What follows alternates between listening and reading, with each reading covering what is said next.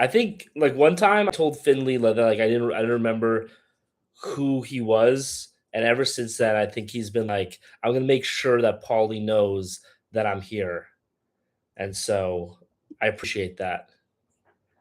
Cartagena, I don't want to get scoped. Well, the beautiful thing about this trip is that we're gonna make sure you don't get scoped.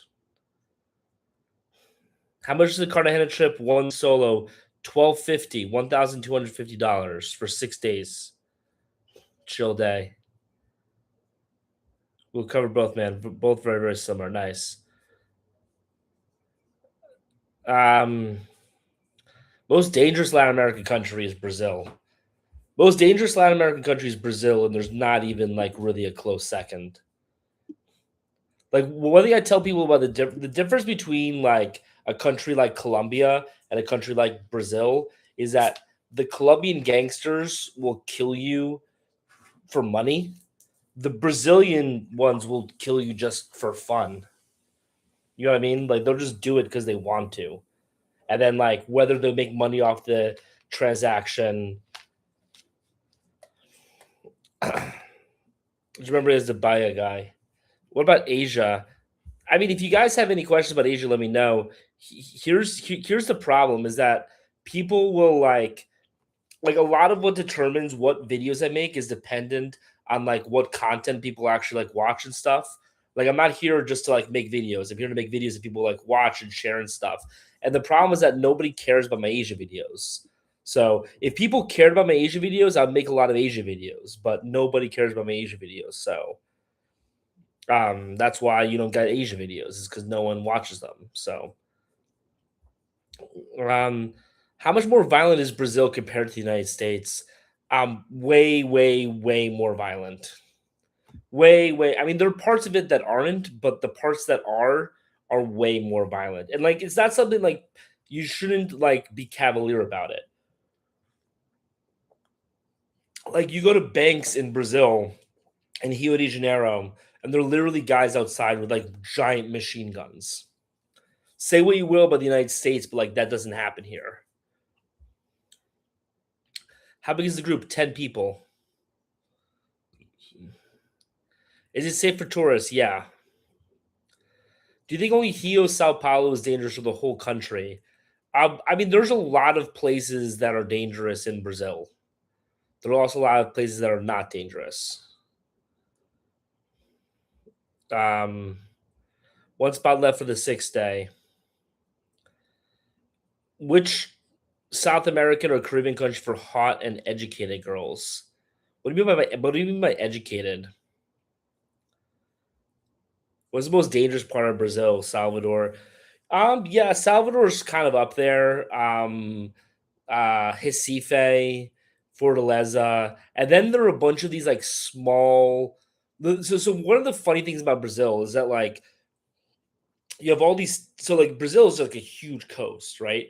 And you have all these tiny little towns, and these tiny little towns on the coast are either the safest place on planet Earth or like the most dangerous place on planet Earth, and there really isn't anything in the middle. So you know, make sure you do your research before you go to like a small town. Do you consider Quebec part of Latin America? No. Do you consider Nigeria part of Asia? Said US is a bad example. Maybe use Chicago or Compton as an example. Yeah, but I mean, here's the thing, right? Like, thank you for the hat, man. Like, if you want to compare apples to apples, you have to compare apples to apples, right? You have to compare, you know, if you want to compare Compton to Brazil, you have to compare Compton to the favelas in Brazil. And there is no comparison from Compton to the favelas in Brazil. Just to give you like a brief analogy or brief anecdote about it, right? Like I remember like there's some part of like the south side of Chicago where like a bunch of like the thugs, a bunch of the YNs were like, yo, Trump better not show up with his ICE agents. Like this is Chicago, right? And then Trump showed up with his ICE agents and they didn't do anything because yeah, it's Chicago, but like it's the US military, right? Just for perspective, the US military and the Brazilian government did a joint military operation in the favelas of Brazil. And like they won, but that was a fight and they were scared. You know what I mean? Like American soldiers were scared to get into the favelas of Brazil. So, you know what I mean? Like 15 total, Paul. We're to get a department in Provenza. No. Stop going to Medellin. Brazilian gangs will kill whoever they want to.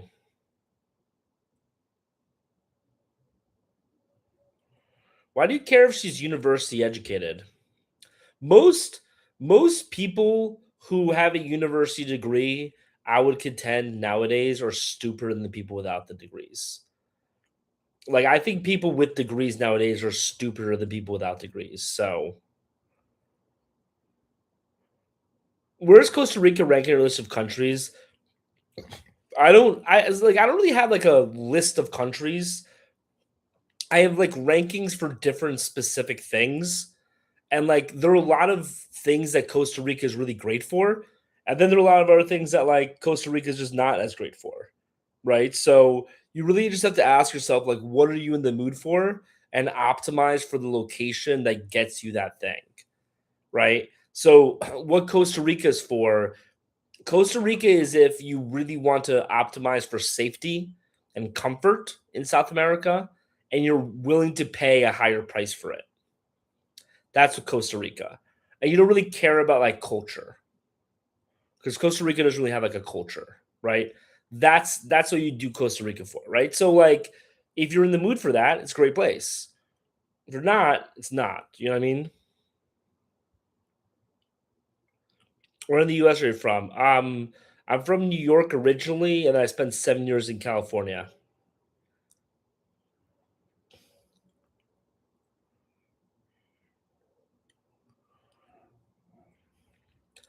Would you would you care if she's a doctor or not? Like, why does that matter to you? This is one thing I never understand is like guys will complain about feminism and then be like, I want my future wife to be the CEO of a Fortune 500 company. Like the whole idea of complaining about feminism is the idea that like fundamentally speaking, the job that your wife does shouldn't really matter to you that much. The most important things is like how good is she going to be being like a mother and a wife and the person who's in charge of your household, how much will she take care of your kids, how much will she love your kids. And if she's a doctor working 12 hours a day on shifts, then like probably the answer is like actually not going to be that good at that. And so, like, if you want a super woke feminist girl who's gonna be married to her job and not give a shit about you or your family, why not just stay in America? Like, I don't understand why you're going to Latin America to get the very thing that you know, um, that's like the problem in America. Buenos Aires or Santiago? Santiago. Tulum or Costa Rica? Costa Rica. Paulie, I don't have a degree. I'm in the top 10% wage bracket in the UK. 100%, dude. It's your favorite South American country for wine. The only real South American country for wine is Argentina. Martin, I've never been to South America. Why is Brazil so violent? We had this conversation yesterday. A lot of people who's there are a lot of people on the left who will say that violence and crime is a result of poverty. And this is something that's very easy to believe if you're an idiot who has only, learned about different cultures from like, your school and from university, right? Once you actually leave the United States, the whole concept that crime is driven by poverty just makes absolutely no sense. Um, and just like on a basic format, right? Like you go to Southeast Asia and you compare that to Brazil, right? Southeast Asia is way poorer than Brazil, right? Just like in terms of numbers, Malaysia is a poorer country than Brazil. That's just objectively true. I think Malaysia's GDP per capita is like 1,500, and Brazil's is like 12,000 or something like that, right? Like Malaysia's poorer, but Malaysia is objectively safer and has less crime than Brazil. The problem isn't crime. The problem isn't poverty. Poverty can make a difference on the margins, right? Like if you have a poorly functioning society that gets poorer, yes, it's going to have more crime. But the fundamental differences between societies that have a lot of crime and societies that have low crime has nothing to do with poverty. It has to do with social infrastructures and the values that those societies have. That's why, like, even when it comes to like things being dirty, you'll go to a lot of poor countries and people will be like, "Oh yeah, no, it's so poor. That's why like there's trash everywhere and stuff." It's like that's not true. You go to the poor areas of Thailand, there's no trash everywhere. You go to the poor areas of Vietnam, there's not trash on the street. Those cultures just respect public places and respect other people, while the places that have trash everywhere don't. And that's why Brazil has so much poverty, has so much crime.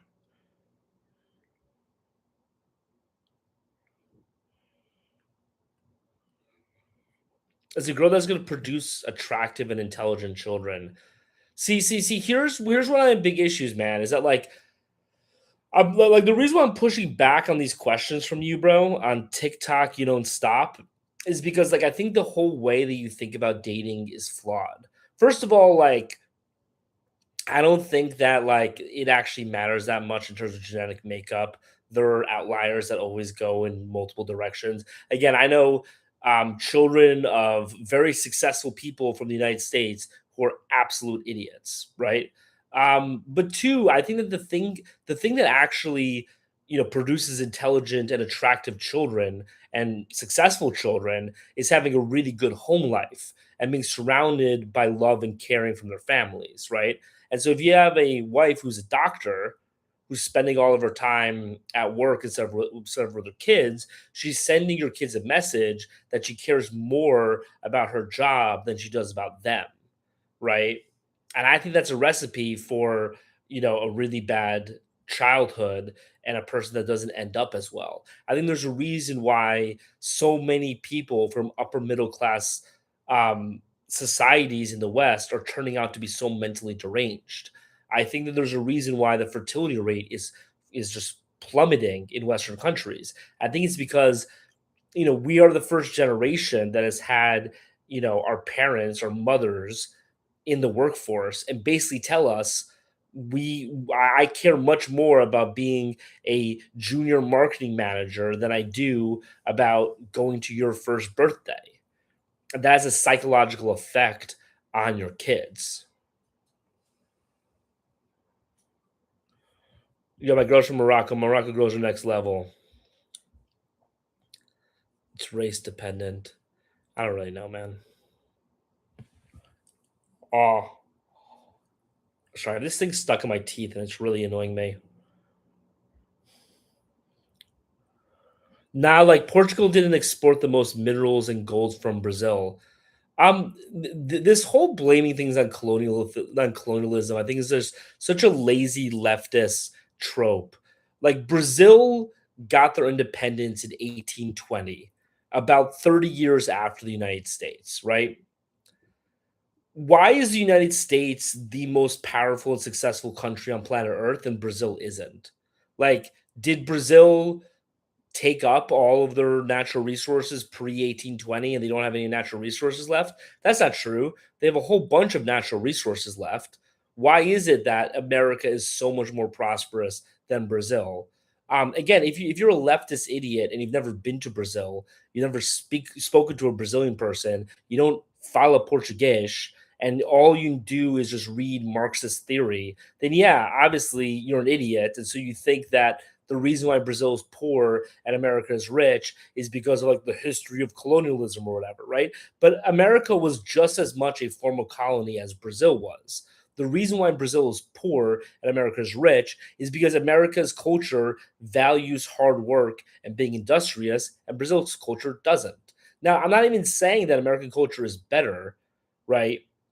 There's a reason why I left America to live in South America because I think Americans, as I was pushing back on TikTok, you don't stop. I think that Americans overemphasize material success and like fetishize it to a point that it becomes very unhealthy and creates a culture that leads to a lot of mental illness, a lot of problems, right? As I was just saying, right? But that doesn't. But like that's a separate it's a separate question of which culture is better and whether or not the prosperity that one culture sees is a result of the fact that they work longer hours and spend a month in Brazil and it becomes very clear to you why Brazil is poor and America's rich. um is it too much to ask that I want my woman to care about me and my well-being? In America, you're gaslit and you're told that it's too much to ask, but once you move to Latin America, you realize that like that's just the bare minimum.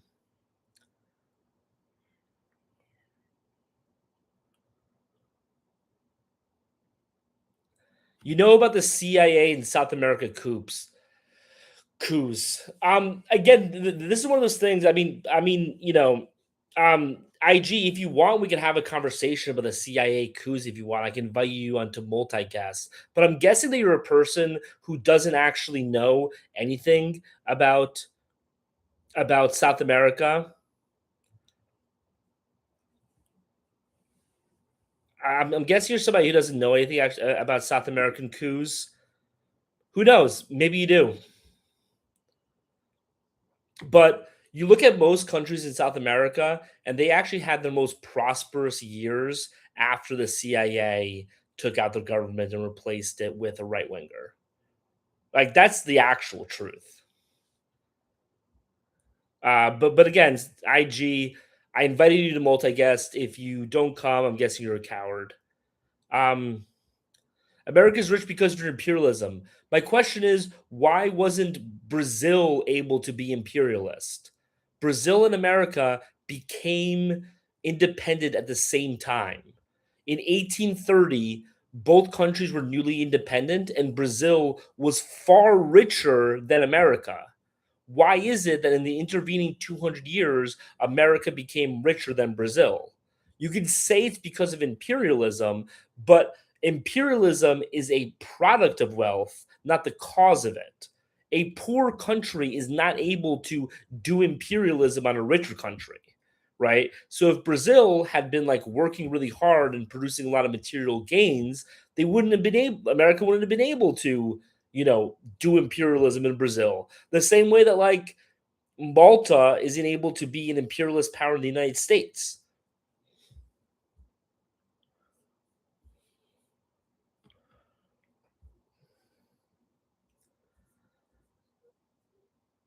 You prefer India over Western Europe to travel. Um, when I said I prefer India over Western Europe, I was honestly just kind of talking smack. I haven't given it much thought. I honestly would prefer Western Europe. Hey, I was just kind of Paulie. joking. What's up? What's up, Paulie? What's up? Yo, how's the in South America, the places that you've been to and so on, like how do like the more like intellectual crowds like would I mean girls like where would you find kind of something like this? Because you Are know, you stoned I'm right into now? smart chicks, honestly. No, man, I'm just saying, like, I prefer a smart chick over anything. Why? So what's it looking like down there? Why? I know. It gives us lots to talk about. What do you need to talk to her about? Dude, you want to be able to talk to your girl or Hello, not? guys. Good night. How was everyone? Good, man. What's up, Hell Will? yeah. We're going to go to Colombia, some big booty Latinas and some man. Okay, what's up? Okay, this isn't adding anything. Yeah, so I'm just asking, like, why is it that? But by the way, John Calvin, oh, your team won. Yeah, well, imagine if you lost. That's such a good game now, huh? Checkmate. I love that. That's so true. Um, guys, if you guys want to argue with me about colonialism, like, just ask. You know, like all of you guys can ask to be guests. Here's my problem. By the way, Loki, I'm gonna get back to you in a second. But like, there are a lot of people who will like, you know, just like make comments that are not related to anything and not actually participate in like a logical argument. And so because of that, like you're able to be this like moving target where I'm not able to actually like argue with you is just like repeating talking points back together. Like La Princesa, if you guys like I just requested that you become a multi-guest host. You said no. The US faced minimal military threats, allowed focus on growth. Yeah, I mean Brazil faced minimal military threats as well. Anyway, sorry. What were you talking about? Me? Oh wait, sorry. Frank Sinatra said the problem is that Brazil just exports raw materials, and you just became dominant about after World War II. Again, these are people who know just enough history to be completely stupid, right? The entire fight of the Civil War, right? The entire lead up to the Civil War, right, was the North of America, the North of the United States was trying to become an industrial power, right, and the South of the United States was trying to become an agricultural power, and there was a huge conflict between the two of them. Should we become an industrial or an agricultural power, right? And so the North imposed a lot of tariffs, imposed a lot of export tariffs on Southern cotton in the 1840s and the 1850s in order to make in order to get their cotton cheaper from the South, which will allow them to export textiles a lot cheaper, right? Again, people are commenting about history that they know absolutely nothing about, right? And so my point is the United States in the 1800s made a very conscious and long-term decision to focus on industrialization and then eventually on the information economy for long-term success and growth. Brazil didn't do that. Brazil didn't make those decisions. Brazil was like, hey, we have all of this natural resources here. Let's just keep mining these natural resources forever, right? That is bad industrial policy. That's bad long-term thinking. And that's the reason why Brazil is poor. You can't blame it on like industrialization or luck or anything like that. It was conscious decisions by people that made these things happen the way that they did. Brazilians dealt with regional conflicts. Yeah, they dealt with regional conflicts that they started. Ask ask the people of Paraguay what they think about Brazil and the war of the three empires. Come on now. Yeah, it's about industrialization. My point is that Brazil didn't do it. Brazil is late to everything, exactly. The industrialization happened as a function of the culture. Anyway, sorry. World class dad, what can I do you for?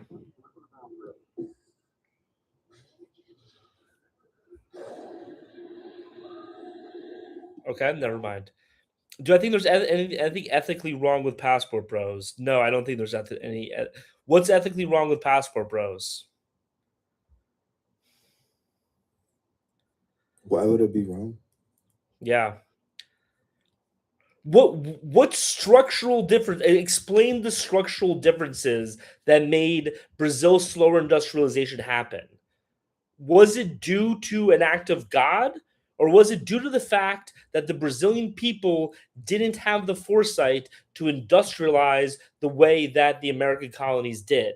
Because if that's the case, it is a cultural difference. The difference is that Europeans, I think primarily because of the history of cold and snow that exists in Northern Europe, right? They're constantly thinking about what are the problems going to be like in 5 years, in 10 years, in 20 years, in 30 years. And they're constantly trying to deal with the next threat. Brazilians are just like, yeah, it's fine now. What's the problem?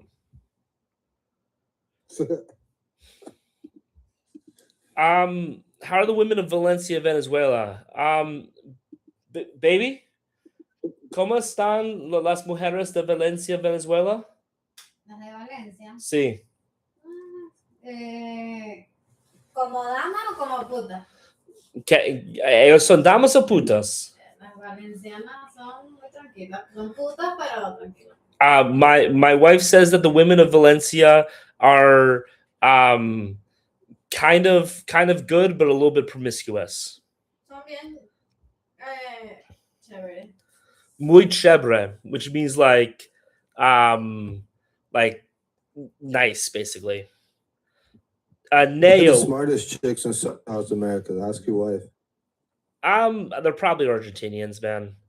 I just think the whole idea of like trying to get like a smart chick is silly. So, you know. Nah, it's like, dude, I'm trying to find a unicorn. I'm trying to find a girl that's smart and still at least a little bit traditional. La Princesa, like I'll like I invited you to be a multi-guest multiple times, but you can ask me a question, sure. I mean, here's the thing though, if she's focusing on her career, if she's focusing on all these other things, then she's not really traditional, is she? Oh, can I ask a question? Go for it. So, like, how do you know all this about Latino women? How do you know? I'm married to a How do you Latina. know? Oh shoot! No, my bad. My bad, twin. What He's you, well traveled. you thought I was just talking Well, out my you visit ass? every place. You visit every country in South America, or what? Like, how many countries have you visited? In South America? Or like just around the world? I visited a lot of countries around the world. I think giving out the country counts is stupid, so I don't do it. All right. The reason why is He's because a specialist in South America. yeah, I also like there's so many people I've met in my life who'll be like, I've been to 87 countries, and they're like, I've been to Serbia. I'm like, how many days did you spend in Serbia? And they're like, 2. I'm like, well, yeah, you didn't really go to Serbia, man. I'm sorry. Like, so for me, like, I spent 7 months in Brazil. That's one of the reasons why, like, 95% of Brazilians who like comment and like respond to me are like, how does this man know so much about Brazil? It's because I spent 7 months there, right? And I could have spent that 7 months going to 45 countries, right? But I thought it was much more important to like really know one country than to kind of know 40 countries. You know what I mean? Paul, you should put something on the shelves behind you. They look so empty, man. Yeah, dude, this is I'm in an Airbnb right now. I'm in Bolivia. Oh shoot! What city, bro? What city? Santa Cruz. Oh, yo, that's crazy. A little model ship. You should take a little model ship with you. Put it behind, like this.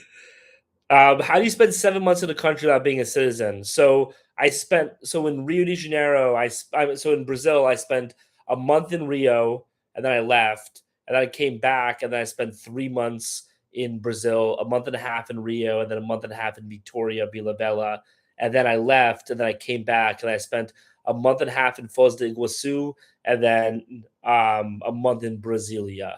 So it's technically what, like 6.5 months, but you know.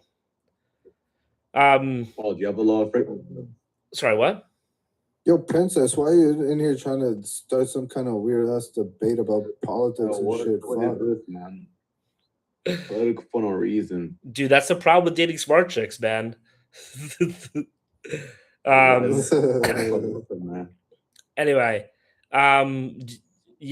Do you guys have any other questions? Dang, you're right. Hey, Princess, you got a phone number or something? You got me thinking now. Hey? So first of all, America was not built off the backs of Native Americans. This is like one of the stupidest talking points I've ever heard, right? Like you make an argument that like America Obviously like took the land of Native Americans, which I think is also stupid. But like nobody can in good faith make the argument that like Native Americans are responsible for America's success. No. I got a dumber argument. Go for it. I got a dumber one. Black people built America. Yeah, that's also a really dumb argument. Like the proof of that is the fact that the North so thoroughly kicked the South's ass. All of the wealth that was generated from 1788 to 1860 off of slavery was destroyed between the years of 1860 and 1865, right? So it's not. No, I mean, by the way, the people who built America also hated me. I'm a Catholic. I'm Polish. They were all. It was Protestant white men that built America. The rest of us are just kind of going on their coattails. Again, I'm saying this as a Catholic. They hated us too. But I think that like you just kind of you need to be honest about history. And again, like I prefer Brazil. There's a much larger chance that I will live in Brazil than I will live in America. I'm not saying that American culture is better. I'm just saying that like when you go to Brazil, you're like, yeah, man, I mean, it makes sense why this country's poor. People would rather be at the beach than at the office. And you know what? I don't blame them. If I was living in Brazil, I'd rather be at the beach too. But I think Jeff joined and he hasn't really said anything. So what's up, bro? What's up? How you doing? Yo, Paulie, you Polish? Yeah, I'm Polish. I'm Polish too. That's cool. Are you like saying why don't you date Slavic women? Like Polish women are hardcore, man. I don't think anybody wants to date Polish women. A lot of people think they want to date Polish women. I think most of the people who want to date Polish women are like Asian men. I made a video about this a long time ago that like the three different types of passport bros. There's like the white passport bros, the Asian passport bros, and the black passport bros. And the white passport bros mainly date abroad because foreign women are less of a headache than American women. And so, we're tired of being lectured. We want a girl to just like make us a sandwich and not deal with all this BS, right? Asian men I found typically date for status reasons. Like, so they want to date a white girl because it's like, oh, look, I pulled this white girl, right? Like they think people are impressed by that. When in fact, people kind of see that as like needy, right? And then black guys kind of do a little bit of both. Anyway, so all that to say that like, Slavic women are like, the top of the pinnacle of women, but like they suck. So I'm like, my parents were born in Poland. I speak Polish. I got married in Poland this year. So like I really know Polish women. And let me tell you, like, you do not want to marry a Polish woman. It's terrible. Those Asian guys that somehow put in the work and then pull in those Polish chicks, if that happens, I feel so sorry for them. They're so fucked. They don't even know. I'm Eastern European, bro, and I know what it's like. And a lot of guys from my country, they go off to South America. Everybody comes back fucking married. Where are you from? So much about that. So much for that. The Balkans. Which country? Crow. Oh, nice, dude. I spent a month in Split. I really love Split. Yeah, you see how beautiful the women are? They're fucking amazing. But then the guys from that city, they go over to South America. Everybody gets married. Yeah. So much for that. You ever been to Albania? I love Albania. Albania is like fucking Turkey. Fuck that shit. No, Albania, like, there's just so much women, bro. I'll be real. It's just kebab, beer, and women. Have you been to Albania? Yeah, Albania, yeah. There's a lot of fake women, a lot of us in the streets. Yeah. Like in my hotel, there was like a dentist. There was like a dentist in my Airbnb, and I saw her, but then she walked out, and then bro, she was fucking caked up, man. She was so fake, and everyone's so fake. Like I went to a shopping center, it was just everywhere. It was like a buffet and that shit. Someone asked, like, do you think passport bros are incels? Like Polish women are not conservative at all. There's this whole lie about Polish women being conservative. It's not true in the slightest. Polish women are some of the most feminist, and this comes a lot from communism. But Frank Sinatra asked, do you think passport bros are incels? I just think it's a question that doesn't really make sense to be asked. And I kind of give this analogy a lot of the time, right? We're like, if you think about like the Soviet Union, right? Like a lot of people were like really good at like work in the Soviet Union because working in the Soviet Union means just like, kissing your boss's ass and you're doing all this other type of like really corporate stuff, right? But then when the Soviet Union fell, they were completely unemployable because they didn't have any actual skills. That's kind of how I feel about like dating in the West. is that like if the overall criteria and their overall selection process is so deformed and so horrible that having success in the West, having success in that screwed up process is not a positive, it's a negative. You know what I mean? So I don't care if guys are incels or not. Like, I think dating American women and dating in America is so screwed up that if anything, being an incel and being forced to move abroad to find a wife is a blessing, not a curse. American chicks and Eastern European chicks are the same shit. Yeah. I do like Albania. I also really like Montenegro. One of the problems with Montenegro I found is that outside of the tourist areas, they do not speak English at all. And like the tourist areas are obviously like really expensive. So like it's kind of a harder place to like live long term. But I think the Dalmatian coast is one of the most gorgeous places in the world. So he lied about Slavic women being conservative and humble, 100%. There's so many lies out here on social media. It's just crazy. It's so crazy how many lies there are. I was a Vol cell for a while, dude. Yeah. But same vibe. What's worse, dating American women? I think Western European women are probably worse, to be honest. Reconnect. Yo, and to you asking about Albania, this guy to the right of me, like, you gotta also watch out in Albania. It might seem nice on the surface, but there's a lot going on there. Yeah, I know. Someone I had, like I talked to some guys and like kind of got some shit with my money. Honestly, like it's so cheap in Albania. Like I got 3.5 grams for like $10. But like I'm scared that shit might be like laced with pen or something. Trust me, it's a place, not a place to fuck around. By the way, no, this is my it's dog. It's a good place for like. This is my dog Nice, bro. Branca. She's helping me on my live today. Give Branca a rose if you think she's adorable. I'm 100% gonna emotionally manipulate you guys into liking this for Branca. Right, Branca? See? Keras Flores, Branca? You guys are bad people if you don't give Branca some roses. I gotta say that. But yeah, let me see. I want to see if there are any like good questions. It's just that Slavic women are the same looks, are just delusional about demands. No, I mean Slavic culture is just how's the best way to explain it? Is that like Slavic people view your personal success as like reflective of your virtue as a person. In Slavic culture, there's not really a difference between like being successful and being a good person. And so women, you know, women don't just want nice things in order to like have the nice things. They want nice things to show to their friends that they're dating a rich guy who can buy them those nice things. And so that status aspect is incredibly important for them.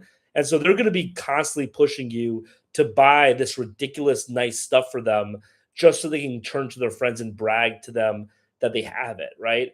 One huge difference I kind of like say between like Latinas and Slavic girls is that like my wife, she's Latina. She would much rather me work like 1 or 2 hours less a day and us make less money, but be able to spend more time together. A Slavic woman will, is like, go to the office, work 14 hours a day. I don't want to see you. Go buy me a purse type of thing. How's the food in Bulgaria? Agreed. Oh, what up, Darian? Yeah, this is Branca. Sorry, who asked me that?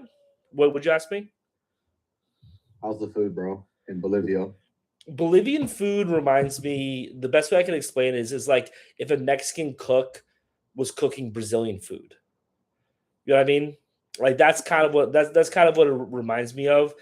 So overall, pretty good.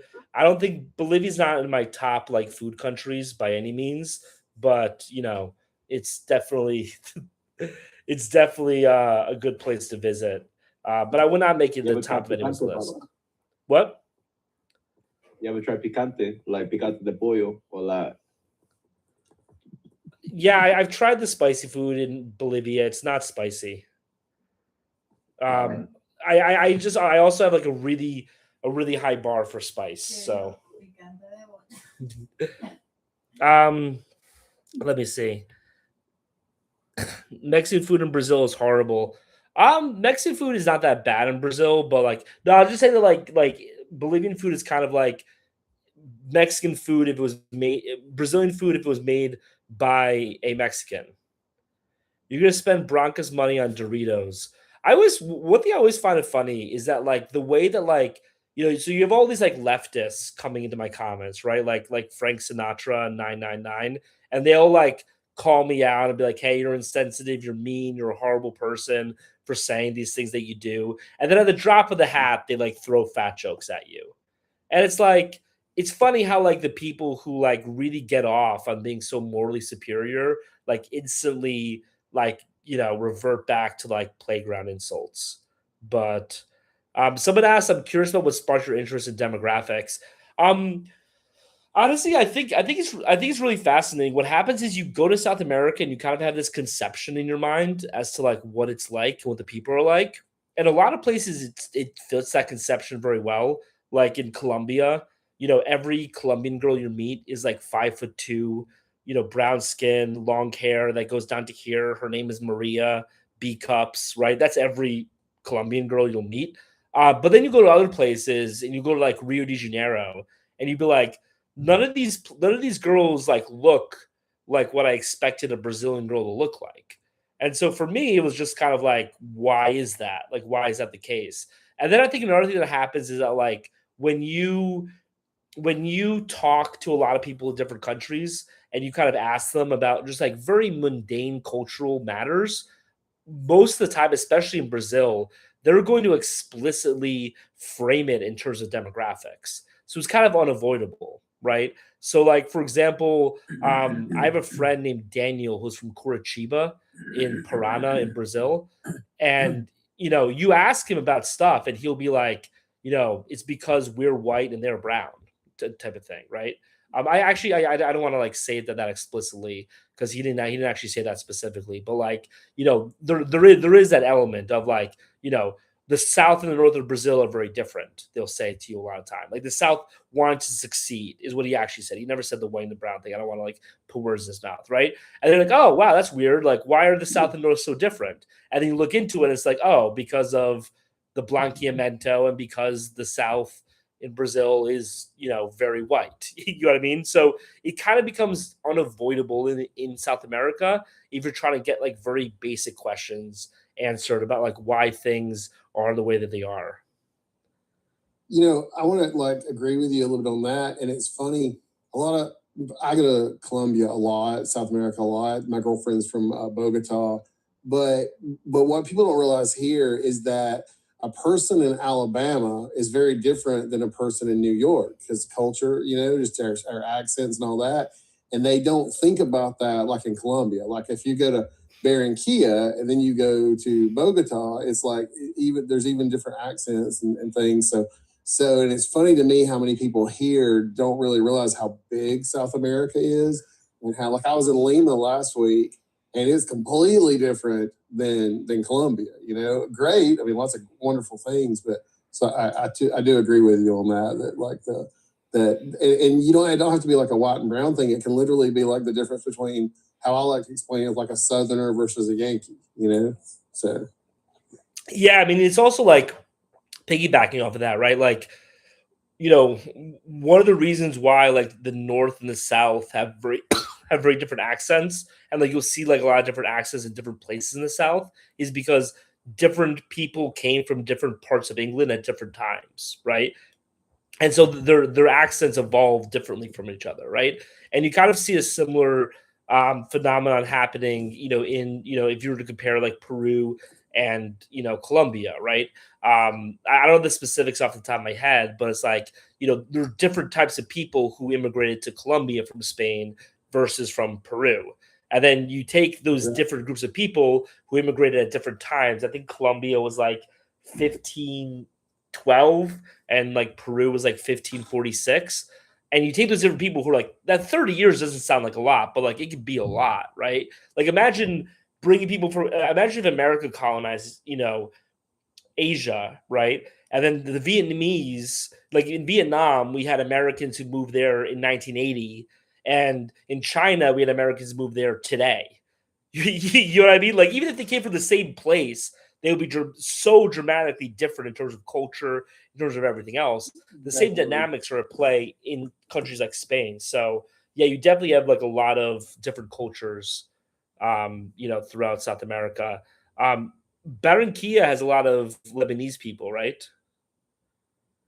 Yeah, it has a pretty good amount. Yeah, I like when I first started going to Colombia, I learned that if you go to the towns that don't have a lot of tourism, like Barranquilla, you like it was really good for me. I met some genuinely good people, and it was a lot like for me. Medellin is like it's rough, like it's a lot of scammers, a lot of stuff like that. But yeah, Barranquilla I really liked. There was a lot of Lebanese there, and one thing that I learned about that too is it's not just like people that came from Spain. Well, a lot of them like they married like the tribes there, and so like the tribes in Peru are different than the tribes back then in like Colombia, right? Like so it's kind of a mixture of both of those things. It's so diverse, like it's incredible, honestly. Yeah, I completely agree with you on that. This is a drum that I am constantly hitting. Like I'll have people come on my lives and are like, hey man, I've been to Medellin 5 times. Ask me anything, and I'm like, I don't really care what you have to say. Like I kind of tell people, like I understand people going to Medellin on like their first trip, and like I don't even knock it. I think it's fine. But once you've been in South America for like 3, 4, 5 months, you're like, I don't want to go to Medellin. I don't want to go to Jaco. I don't want to go to any of these places. I want to go to these smaller cities. And the thing is, even if you go to a city and you don't like love it, like Santa Cruz, I don't think it's gonna be on the top of my list of cities, to be honest with you. When I was in Foz do Iguaçu last year in Brazil, I didn't really love that either. It's still like an interesting and like a intellectually curious experience versus like cities like Medellin have basically turned into the United States. Like, it's not that much different than Miami, Yeah. if I can be honest with you. I always tell people Medellin is like the Las Vegas of Colombia, right? Like where all like anything goes, kind of. Miami might be another good analogy for that one, and then like Bogota is more like New York or Atlanta, more of a city vibe. So, but hey, before I jump off, I wanted your opinion on this. I've noticed something with Latina girls down there. If they truly like you, and you guys could like just take this like your opinions on it. If they don't ask you, like when you're long distance and you're talking, if they don't ask you if you've eaten today, they don't really like you. Like the ones that are genuinely caring, I've noticed always like, baby, did you have breakfast? Baby, did you have lunch? And then I've had the others, right?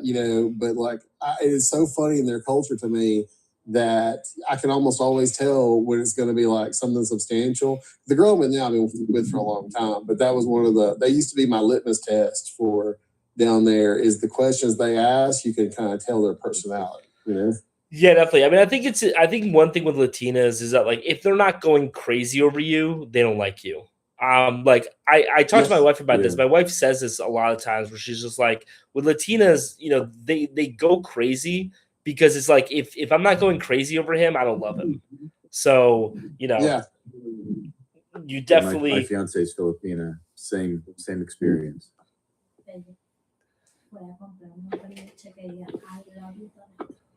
My wife wants me to buy a huge sign that says "I love you, Donald Trump." Donald Trump, I love you. Thank you so much. She's Venezuelan, and so she wants to buy a huge sign "I love you, Donald Trump" for liberating Venezuela. Amamos a ese viejo. Amamos a ese viejo.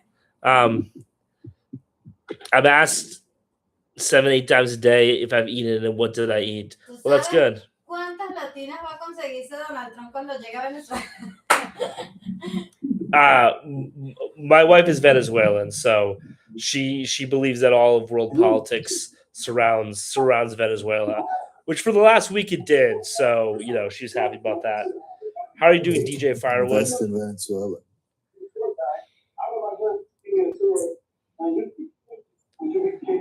And DJ, you got some background noise going on. Yeah, I'm gonna mute that. Guys, like, look, I'm happy bringing people on, but like, if I pass the mic to you, please come in with some fire. Please come in with some hot takes, some stuff. I'd appreciate that. Loki, what were we talking about earlier? We're talking about smart chicks down there. That's what I was asking. Oh yeah, I'm looking for the little book club girl. yeah, that's a bad idea, man. I'm not saying you want to like purposely get like a stupid girl, but I'm saying that like you know, but like it's just like the complete wrong criteria. You know what I mean? It's kind of like being like I want a girl who's really good at like badminton. And you're like, why should that matter for like a wife? You know what I mean? It's like a completely wrong.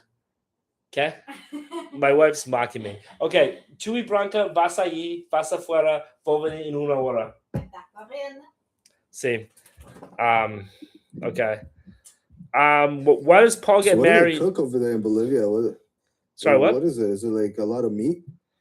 Yeah, the food is a lot of meat and a lot of potatoes. That's what they have. That's what they have in these areas. Brazil is like that. What are these sauces based on? What is this? Tomatoes? Is this like more spicy? Like what are we saying here? So the spices, so it is a little spicier. It's kind of like chipotle sauce, basically. That's kind of the biggest. That's kind of the biggest. That's kind of the best description I can have of it. Conscientiousness, IQ for a wife, 100%. That's the most important thing. Conscientiousness. I'm going to invite John Calvin on. It's always great when John Calvin comes on. You get there, but that's just lisp. How strong of a bond can you have with someone who doesn't speak your primary language? 100. You have a very strong bond with a woman who doesn't speak your primary language. First of all, you can learn Spanish. Learning Spanish is not that difficult. I think Spanish might be the easiest language to learn for an English speaker. And then on top of that, like most communication in life is nonverbal. I actually think that like, and then I'll get to you in a second, Habibi Abla. Like, I think that one of the untold benefits I think that happens for a lot of passport bros is that guys a lot of time get stuck in their head when they're talking to girls, especially like guys who don't get a lot of girls. You know, what I mean, you get stuck in your head, you get a lot of doubt, uncertainty. Should I make a move on or should I not? Like that type of stuff. If you're speaking a language that you barely know anything of, you're much more motivated to like close the deal now. You know what I mean? Because what I've seen a lot of guys do is like, there's a girl that they like, and instead of just like moving in and kissing on her, he's just like, so what do you think about the presidential election? And then you end up having this like long conversation with this girl about something that's bullshit that really doesn't matter in any way, shape, or form, rather than making the move that's going to get you, into like a place of intimacy with her. I think it's one of the reasons why, putting everything else aside, why like, the common trope of like stupid guys getting more girls exists, because smart guys are a little too much in their head, and a little too afraid of making those moves, while stupid guys are just like, boobs, good, let me do it. And so if you barely speak Spanish, you kind of get into that mindset, which I think is very helpful. You need a Nobel Peace Prize. So is your Spanish with a Venezuelan accent now? I'm pretty sure it's. I mean, I speak Spanish with a very, very heavy gringo accent. To be honest, one of my big problems is that like I all my Spanish I basically learned from like conversation, which means that I'm really bad at like a lot of like the actual like grammar stuff. So I need to sit down and do like 1 or 2 months of like actually studying Spanish. You know what I mean? Because right now I'm just I'm getting to like the maximum that I can get. He said, pretty sure Venezuelans have one of the most distinct accents. I always find it funny when people like love to like nitpick that type of thing. Like obviously as a native English speaker, it's harder for me to be able to tell the differences between different accents. I think Venezuelan accents actually resemble a lot like Colombian accents. So I don't really know what you're talking about. But anyway, what do I think of British girls? British girls are the same thing. British girls are the same thing as like American girls. They all suck. Anyway, Habibi Abla, what's up, man? Hey guys, can you hear me all right? Yeah, dude, what's up? Perfect. Yeah, big fan, Paulie. I just wanted to add to your point about the connection with a girl who just speaks Spanish.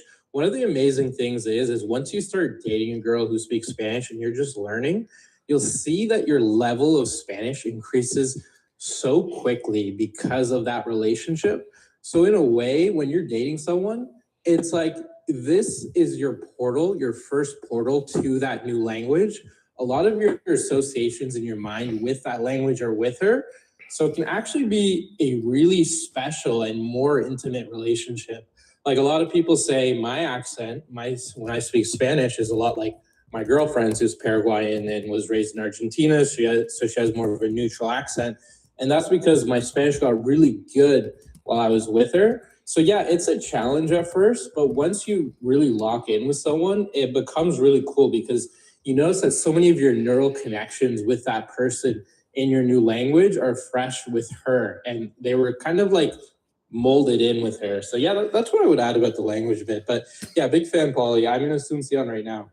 Yeah, dude, we're gonna be in Asuncion in like early February. I'll hit you up. Although we're going like directly from Asuncion to Cordoba, so I'm not sure. Nice. Yeah, dude, Asuncion is getting a little expensive. Or so this is my apartment. This is really nice. It's 2 bedrooms. I pay $850 USD a month, so it's not cheap. Where do you live? Not too bad. I'm in Barrio Jara. Where's that? 550? 850. It's near the seaside. It's not one of the best neighborhoods, but it's nice. Space is pretty good. It's 2 bedrooms. I have my office, bedroom, but I'm not with Airbnb. I like do a lease here. Yeah, it seems so like it's a little bit cheaper.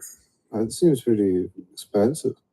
$850? Yeah, it's not cheap anymore, man. Especially this year, it got a lot more expensive rent-wise. Other stuff is still cheap, but yeah, the rent isn't as cheap. No and way this the is locals are also paying that. Furnished. Yeah, no way the locals are paying that. No way. No. When I'm in my luxury apartments, I notice that 80% of the people are expats. And then like 20% are rich Paraguayans. There are some rich Paraguayans, but yeah, the majority. A lot of it is also Brazilian drug smuggling. But yeah, no, we left. It was weird because we left Paraguay in January. Like we left Paraguay like January 28th or something, and then we came back November 28th, and it was like light and day difference of how expensive it was. When we were living in Paraguay before, we had an apartment. We didn't get it off Airbnb. Like it was like an actual like lease. It was like $850 a month, but it was in Villa Mora, which for people who are listening is like the nicest area in Asuncion. And so it was Villa Mora, $850 a month, 2 bedroom, 2 bathroom, a balcony. And then now we're looking at prices and it's just absolutely insane. Dominica. Ever been to Dominican Republic? No, I haven't been to the DR, man. It's too close to home, to be honest. I'm just more interested in like, I grew up outside of New York City. Like I know Dominicans very well. When I travel, I like to go to South America or go to Southeast Asia or go to places that are like very different. Someone asked me if I've been to what's the best place in Asia for you? Like when you've been? My 2 favorite places in Asia are Vietnam and Japan. Someone asked me if I like the Philippines. I absolutely hate the Philippines. The Philippines suck. The best way I would describe the Philippines is like, so I was talking like every culture has its pluses and minuses. I think that life is finding out which culture you like the pluses the most, and you don't really care about the minuses. Latin American culture, it's really focused on aesthetics, but they're not very industrious in Latin America, as we were talking about earlier.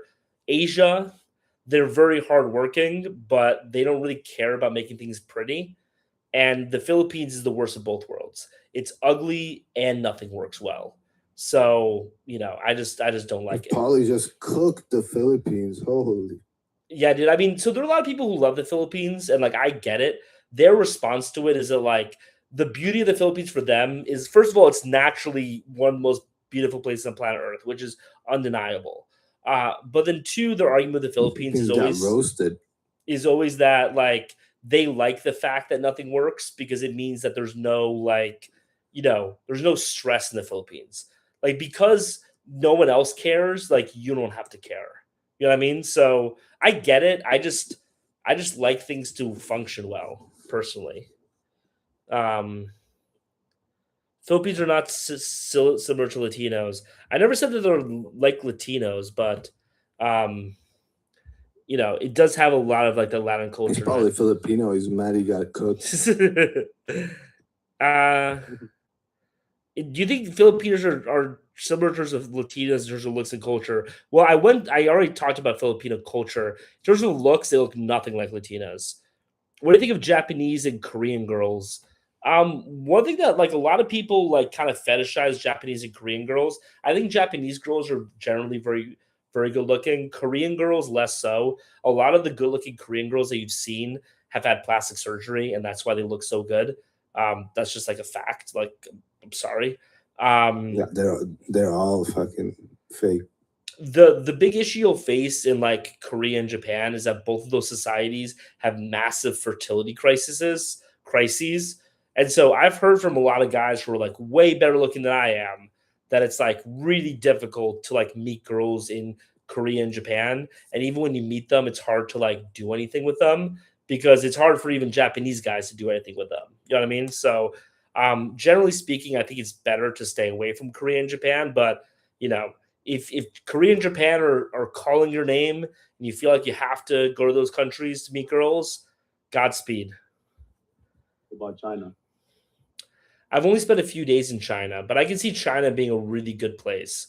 If I was a new passport bro, let's just say this: if I was a new passport bro and I can go anywhere in the world, I would go to Vietnam, China, Japan, and Morocco. Those would be my top four. Let me see. Unca Menace. Indian Rant next. Yeah, I mean, we'll wait for the Indian Rant if that's all right. If John Calvin really wants the Indian Rant, I'll do it. But we have 3 more hours of this live, or at least I'm gonna be here for 3 more hours. So I'm gonna hold it in my back pocket. Oh, yo, Paulie, have you ever been to those 3 small countries, like the Suriname and Guyana, like those 3? Nah, I haven't been there. Have you been? Okay. Nope. So somebody's like, why are you talking about girls? Well, first of all, like we're not talking about when we're talking about girls, we don't mean like 12-year-olds. We're using girls as like a substitute for women. Like no one's like we're not talking about that. And as John Calvin said, he heard me say that. It was just like I'm out of here. But as John Calvin said, like, what do you think guys talk about? Guys talk about where to pick up girls. So yeah, that's what we're And what do women talk about? They talk about men all day long, right? exactly. We should say women Yeah. around girls. Here's the thing about that, and then Luke, happy to hear what your thoughts. I don't give in to the linguistic or any other requests from unreasonable people. No reasonable person would hear this conversation that we're having and assume that we're talking about like 6-year-olds and not 25-year-olds, which is what we're talking about. Because the problem is that like unreasonable people are not unreasonable by accident. They're unreasonable on purpose. And once you give into one of their crazy demands, like they're gonna keep on forcing you to do other crazy demands. And this is what we've seen with cancel culture. Once you accept that they have the power to, deem you moral or not, once you start groveling in front of the mob, the requests never stop. And by the way, 100%, I do refer to 30-year-old men as boys as well. So, you know, you get She's just like suck my 42 on the prowl, not getting anywhere. So she's pissed. yeah. I don't, give in to the mob. No pressure, let it Hey, happen Paulie. organically. What's up, Matthew? How's it going? Hey, I just wanted to tell a quick story about the women and girls. I was in business school at UCSD Rady, and after a presentation by, or actually after a career session they had with some investment bankers, female investment bankers, I was telling her about a trip to Sweden that I had, and then I met these Swedish girls, and she corrected me and she said, women, not girls. And I realized at that point she was actually doing me a favor and helping me by having me say women. It removed those perceptions other people might have about thinking like a provincial teenager or suggesting they were just young girls. But I've gotten feedback on that in a more like formal environment. So wait, what country did you say she was from again?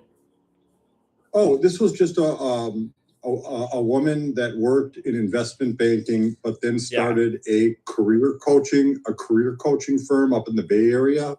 Do you know why she started a career coaching firm? Oh yeah, because she said a career in investment banking is unsustainable. Unsustainable. It's because she sucked at her job. She sucked at her job. She couldn't cut it. She became a career coach because she couldn't actually do anything. And this woman, I so vehemently reject any of these people saying, "Oh, I'm just trying to like be kind. I'm trying to just give you some advice." They're not doing that. It is a form of bullying and intimidation that they're doing, that they're couching in this, smiley faced fascism, right? I've been dogpiled so many times in the past with my TikTok, with exes with my ex in the past, and I'll have people coming up to me like, "Hey man, obviously I like what you're doing, but I'm just trying to give you some tips." And it's like, no, you're not trying to give me some tips. You agree with the other people that I'm a bad person. And if you agree with the other, I'm not talking about you, I'm talking about these other people, right? If you fundamentally agree with the other people that I'm a bad person for using the word girl instead of woman, then I have nothing to say to these people. You know what I mean? Like they are weaponizing language specifically to assert authority over you, and specifically to manipulate you. And what we need to, and these people have had their way in American society for the past 20, 30 years. And my response to these people is go after yourself. It's not working on me anymore. Maybe I'm being unreasonable, but that's just, oh, this person is here, wants to argue with me about this. Bring back hoochiness. What's up? Yeah, I just feel like, honestly, you're supposed to, in life, you're supposed to just mob. Like, everything is about looking good.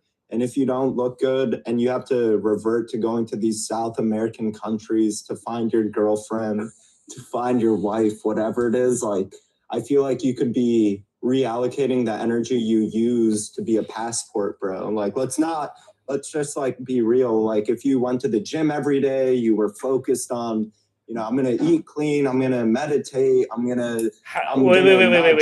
How do you know that I haven't gone to the gym every day? I haven't been in incredible shape before. I haven't made a lot of money in my life before. How do you know that?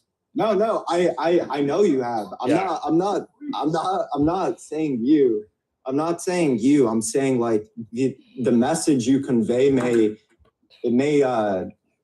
prevent people from going down that path. Like they may be like, I'm gonna, instead of spending $100 a month at the gym, I'm gonna use all my savings to go to Venezuela and find a big booty Latina, wife her up, and bring her back and get her a green card. Well, like that's what I'm saying. Well, two things. First of all, I Mhm. made it very clear so many times people shouldn't actually go to Venezuela. Two, I don't think people should come back to the United States and give the girl a green card. I've been very vocal about both of those two things specifically. But to your larger point, like my entire advocacy is that I think the dating and the cultural, the social structure that exists in the United States is bad for, 10 reasons, whatever the reasons are, we can get into them if you want, right? At which point, like all you're doing by, trying to go to the gym more, trying to make more money is try to be you're just rearranging I'm just trying to seats be on a the giga Titanic. chat. Like I'm trying to be a giga chat. That's what society is about: being giga chats and not incels. Yeah, bro, you Can I add a point here, Paulie? you just sound really weird, bro, to be honest with you. Like you sound like you've just been brainwashed by a bunch of slogans, and I honestly just feel really bad for you. I was in your position before. Again, I used to go to the gym 2-3 hours a day, 2-3 hours a day in the morning. I used to bench 280. I used to make six figures, and it doesn't make you happy. It just really doesn't. But that's a much longer conversation. He jumped off. I love these giga chads What does this guy look like though? when you challenge them on stuff, they instantly run away. My big problem with giga chads, and I'm gonna let Jesse and Cactus talk in a second, is that I think that these giga chads fundamentally do the job of feminism. The giga chads are feminists by other names. They are the opposite side of the coin of feminism, right? If you think about what feminists want from men, it is to be these quote unquote giga chads. It is to spend all of your time looks maxing and income maxing so that then you can be even better partners for these women that are mistreating you, right? What you are the guy in the prison camp who is saying, I'm going to be the best prisoner in the prison camp. And it's like, no, what you should do is you should be the guy who gets out of the prison camp and helps other people get out of the prison camp as well. He's the girl who gets a boob job to please her husband. Exactly. Guys, just stop with the red pill nonsense. This is what I love about liberals is they literally go into other people's chats with people who disagree with them, and they're like, "Hey guys, I'm going to tell you what you're allowed and not allowed to talk about." I mean, if you don't like what I say, then just don't be in this, in this chat, I guess. Or you could accept my many invitations for you to talk to me and argue with me about why I'm wrong. By the way, Matthew, I'm a little ADHD. I feel like I did a huge rant about the word girls versus women, and then I didn't let you actually respond to it. So if you want, feel free to reply to what I said earlier. Oh, no, that's okay. I'm a conservative. I'm not a left-wing person. Oh yeah, one other point is I don't think you are. I just yeah. I think And, liberals play these games and it infects people's minds even if they don't agree with them. You know what I mean? Yes. The thing about investment banking being unsustainable is they get worked to death at 100 hours a week, and I think that's what she was referring to. So yeah, she may have sucked, and she may have also not liked working hard. So it may have been both. But she corrected me once, and I tried to change my mindset from getting defensive and arguing with her to just accept that and try to see things from her perspective. So I still use the word girls when I'm talking with my buddies and stuff. Yeah. But if I were at work and I mentioned the word, I would probably say women. So anyway. Yeah, I left my corporate job, so I have the luxury to act this way. I very much, for people in their corporate job, I think, those people still have a lot of power. I wish they didn't, but they do. And so sometimes, I completely agree with you. As much as I say that, fuck those people, a lot of times the response is just be like, okay, what are the new words we're saying today? Because they will destroy. ¿Qué pasa, Blanca? Sorry, my dog is sad for some reason. Oh, it's okay. Thanks for the time. Yeah, definitely, dude. Thanks Thanks for commenting. Matthew has been on my lives for months now, so I'm one of my favorite fans. Yeah, thank you. Bronca's number one, though. All right. Yo, what's up, Luke? Yo, what's up?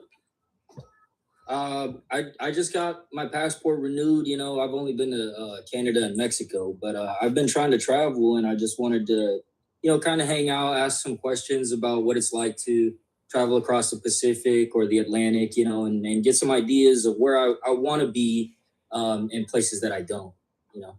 Yeah, dude.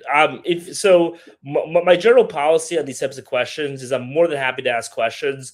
One thing that answer questions. One thing that happens sometimes is people kind of turn it into like a one-on-one consultation, which doesn't really provide good content for people. So if we end up going there, I might ask you to schedule a one-on-one consult. But feel free to ask any questions you have.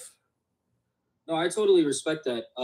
I just wanted to, you know, maybe contribute in a chat or, you know, listen to you guys and have your opinions about, you know, travel, being in California. You know, I've seen a lot, so you know, I could kind of, you know, make decisions for myself. I just wanted to kind of, you know, maybe get your opinion on like, you know, what it's like in Thailand or what it's like in Japan. Japan is one of the most amazing places on planet Earth. I think everyone should visit. I have 4 cities that I think every person should visit at least once in their life. Number 1 is New York City. Number 2 is Rio de Janeiro. Number 3 is Paris. And number 4 is Tokyo. So I think everyone should visit Tokyo. One of the beautiful things about Japan is that there's this conception that Japan is very expensive, and that's due primarily to the fact that the airplane tickets are so expensive and the hotels are very expensive, but everything else is actually very cheap in Japan. So once you pay for those 2 things, Japan is one of the cheapest places I've actually seen. Definitely one of the cheapest like first world countries in the world. Train tickets are also expensive, but like you can get some of the best sushi you've ever had in your entire life, you know, in Japan for like $5. By the way, this is the nice thing about these lives, I think, is that we'll go from me spilling red pill nonsense, as this guy said, to me telling you about what it's like to be in Japan. But anyway, what other questions do you have for me?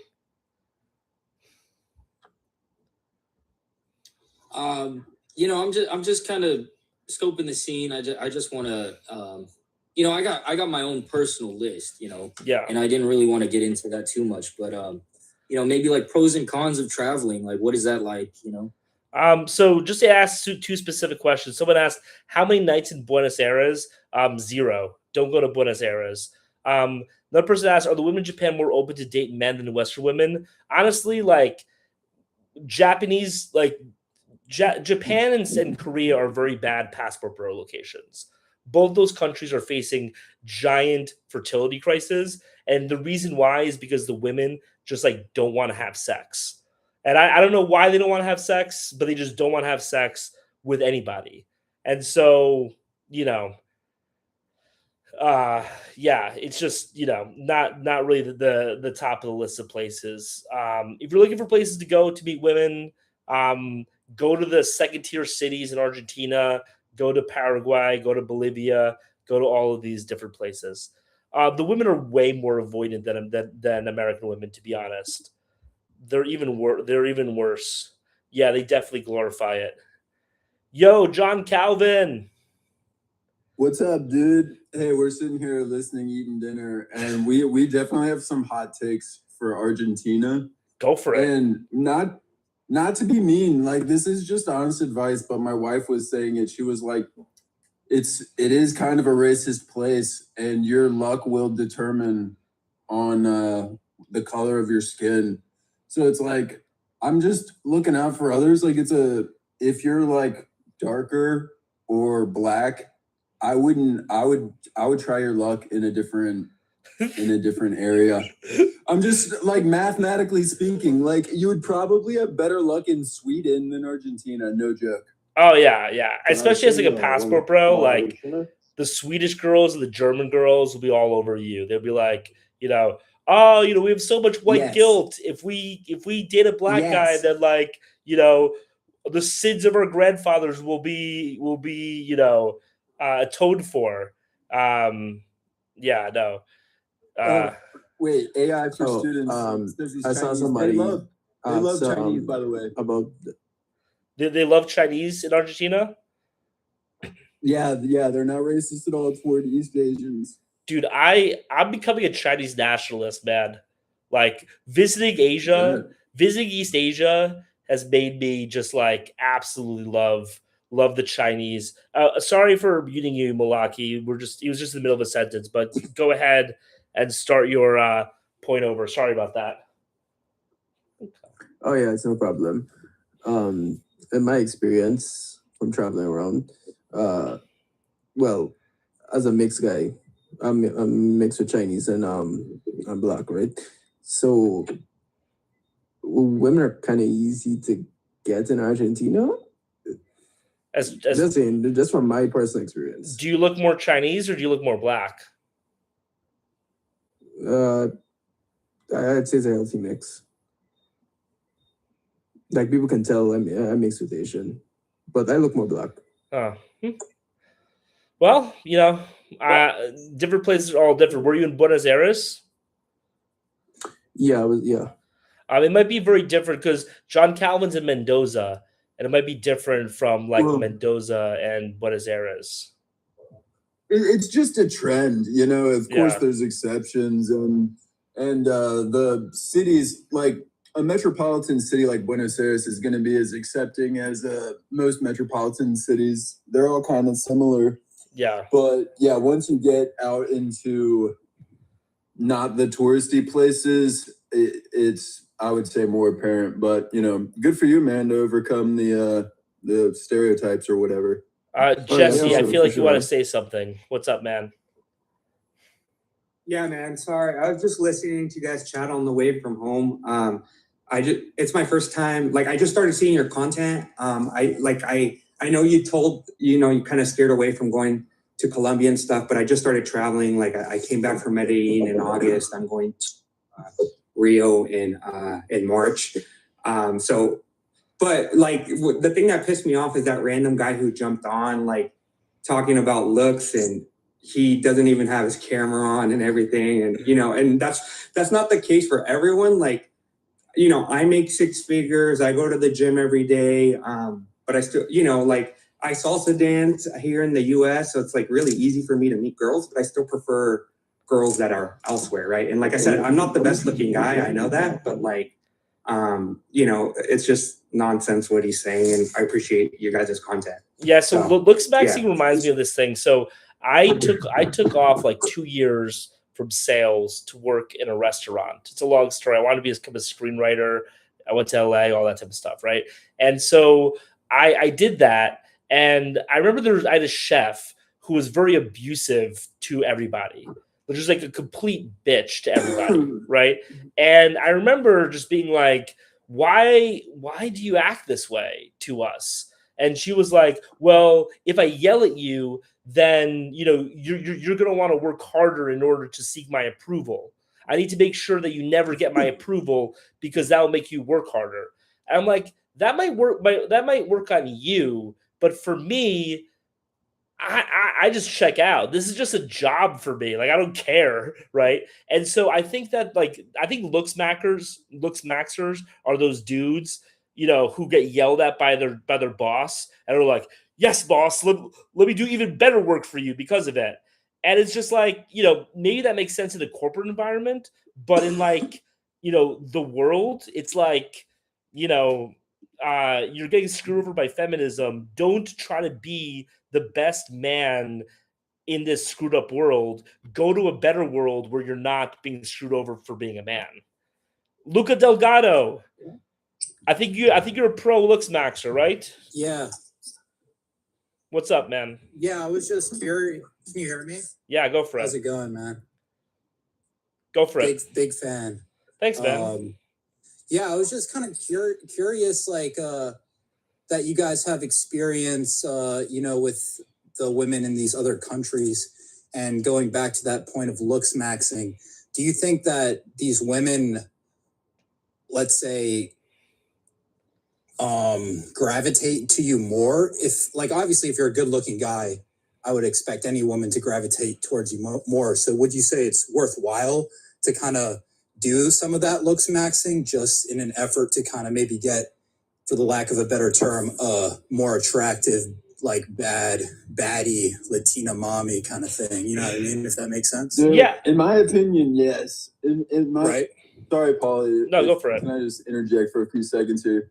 But yeah, there's the appeal to the feminist American woman that's kind of like cucking yourself, but then there is the appeal to the biological woman, which transcends all culture and nations. And I do think that that is worth aspiring to because it just makes you more attractive in general. It'll just increase your odds no matter what country you're in. Like if you're 6'2", that's better than being 5'2" in pretty much every country, right? So, yeah, if it's something that boils down to like biological reality, I would say yes. It's always an advantage and worth pursuing. Yeah, I mean, just more from a just to piggyback off of that, like, so I'm actually I have a friend who's a personal trainer, and him and I are going to start doing some content together because I really have to start getting in shape. And like going off that point, like it's also just a good policy in life to be healthier, to be in better shape, and to make more money. Like these are all positive things that are undeniable. Like there's a reason why women select for guys who have those characteristics, because they are good characteristics to have, right? For me, like the reason why I put down looks maxing in this regard is because I think that like you're not solving the overall the largest problem, which is the culture that you're in. But if you're like, hey, I mean, I want to go work out and make more money so that I can find the best, maybe not even the best woman there is, more of like I'm able to make my pick of all the women. I don't have to like, scrape the bottom of the barrel, right? Like 100% looks max, make more money, be healthier, all those things. It's a great thing to do. I just think that like when people come and they're like, don't become a passport bro, just focus on looks maxing. It's like you're still trying to be the best guy in a prison camp. You know what I mean? Does that make sense? Yeah, I guess if you focus too much on looks maxing, you kind of turn into an incel in a way. Yeah, I mean, if you guys know what that is. I mean, I would say one thing, right? I think that actually the two kind of go hand in hand very well, and the reason why is this: if you let's say you're an American and you're not able to like move abroad right away, or maybe you do, right? And you're like, I should move abroad and meet women and also go to the gym, right? If you just stay in America, it's going to take you, let's say you're in bad shape, right? It's going to take you a long time of steady effort to start seeing results from your looks maxing, versus if you move to South America, you're going to see those results a lot quicker, and it's going to be a lot more of an incentive for you to keep on going to the gym and get in even better shape. Does that make sense? Yeah. I also have a follow-up question based on the whole looks maxing in other countries. So I'm thinking of comparatively, I would guess that the American male is maybe more sought after, not only because they're American and that has its own advantages, but I'm thinking also the average American compared to like, say, the average Colombian or Venezuelan or whatever is taller and more gym culture. So maybe you could make the assumption better body and whatnot, which are all these intangibles that like women, are attracted to. So would you say that from a comparative standpoint, you'd also kind of stand out in that regard compared to like the average local, if that makes sense? Sorry, can you repeat that? Yeah, I'm just thinking like if the Latinas are comparing you to their other options, Americans I think would have kind of traits that are automatically already more desirable. But then you take into the if being white is an advantage. Not white necessarily, but I guess more of the looks maxing qualities that would fall under that umbrella. Can I say one thing about this thing about looks maxing and like height doesn't mean nothing in Brazil. Like for real, if you are short and like you can get many girls as a height guy can get in Brazil. Like height really doesn't mean nothing in Brazil. See, that's interesting too. I'm curious to hear. I mean, you sound Brazilian. I'm curious to hear. How tall are you? I'm curious to hear. I don't more know about about that. feet. I don't know about feet, like because you guys use feet, but like I'm 1.80. So Oh, like, dude, that's like 5'10". That's pretty tall. yeah, I'm a tall guy. So I wish that tall people had some kind of advantage here in Brazil, but we don't have any advantage in Brazil. So short guys can get many girls that in Brazil as a tall dude can get. But then, would you say a taller guy would have better opportunities and outcomes than a shorter guy? Not that the shorter guy can't be successful, but does the taller guy have a better chance? Yeah, maybe Brazilian women are just easy. In Brazil, no. In Brazil, no. And in Brazilian women are not that easier, but they're normal. I don't know. I like the only girls that I can compare is like the Austrian girls and the Switzerland girls. So compared to those type of girls, the Brazilian girls are way more easier than the European women. Awesome. Yeah, I mean, being taller is better for sure. Right. I'm 6'1", and I grew up in Canada, and no one really like. I'm decently tall, but it's not like anything that anyone's gonna go, "Oh fuck, you're so tall." But in Paraguay, all the time, people think like I'm a fucking giant. So really, it's definitely a bonus in my opinion. Yeah, I mean, Yeah. you know, Well, that's good. yeah, go ahead, bro. I was just gonna say, luckily, I'm on the taller side, so I'm like 6'4". So I was just curious if I were to go to one of these countries, if I would kind of stick out in that sense of like. Yes, of course you will. But Brazil, like, I'm not gonna lie, like a Brazilian sounds pretty nice, but it kind of sounds like maybe that's not. It does until you go to considered Brazil. Such a. Daily Clips has this thing, and Okay. I've tried to get Daily Clips to actually talk, but Daily Clips refuses to go. Daily Clips is one of those guys, like those little like chicks that just talk a lot and bite at your heels, but never actually want to say anything. But Daily Clips says a lot of the time about how American guys lead with their wallets, which actually isn't true. Most American guys, I mean, there are a lot of American guys who goes to places like Medellin and Rio and think that having an American passport is immediately going to get you into like a five-way. And it's just not true. It's just there's anyway, I don't even know where I was going on that. Anyway, John, do you got some more Argentina tips for us? Well, I was just what you were just saying is true. It's like you got to bring your game. Like they don't care. They're not impressed that you're American or that you're white. Like you still have to bring the normal things that you would bring in your own country. Yeah, you know what I mean? It's still not easy. Yeah, there's this person who keeps on saying that Right. I'm saying that Latinas have lower standards and dignity. That's not what I'm saying at all. I think I think that what happens is that Western women have this real metricized view of relationships. Where I say this a lot, where Western women and Western men too treat dating like you're the Green Bay Packers looking for a wide receiver. It's what's his 400 time, what's this. You put all those numbers together and then you give everyone a grade and you decide who's the best, right? And so that's why from that perception where every single person has this metric attached to them and you're choosing better or worse guys, for that perception, yes, you can easily view Latinas as having less dignity and wanting worse guys. But what's actually the case is that whole conception, the whole way that you guys view love and relationships is very pernicious. I would say satanic, but it's also the reason why America has such a high divorce rate, has such a low fertility rate, has such high SSRI use, has such high depression, has all these social problems, is because people only view each other as objects, right?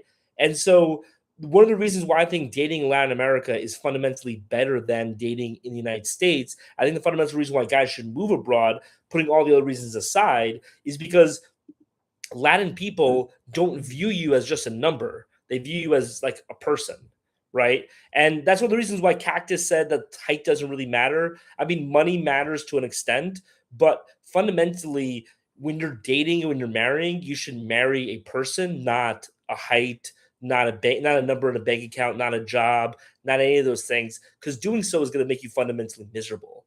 And that's the way you're taught to have relationships in the United States.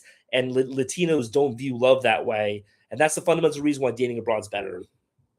Anyway, I was gonna say one of the things that is most attractive for me in trying to find a Latina is the family values that they kind of have compared to what seems to be in the United States.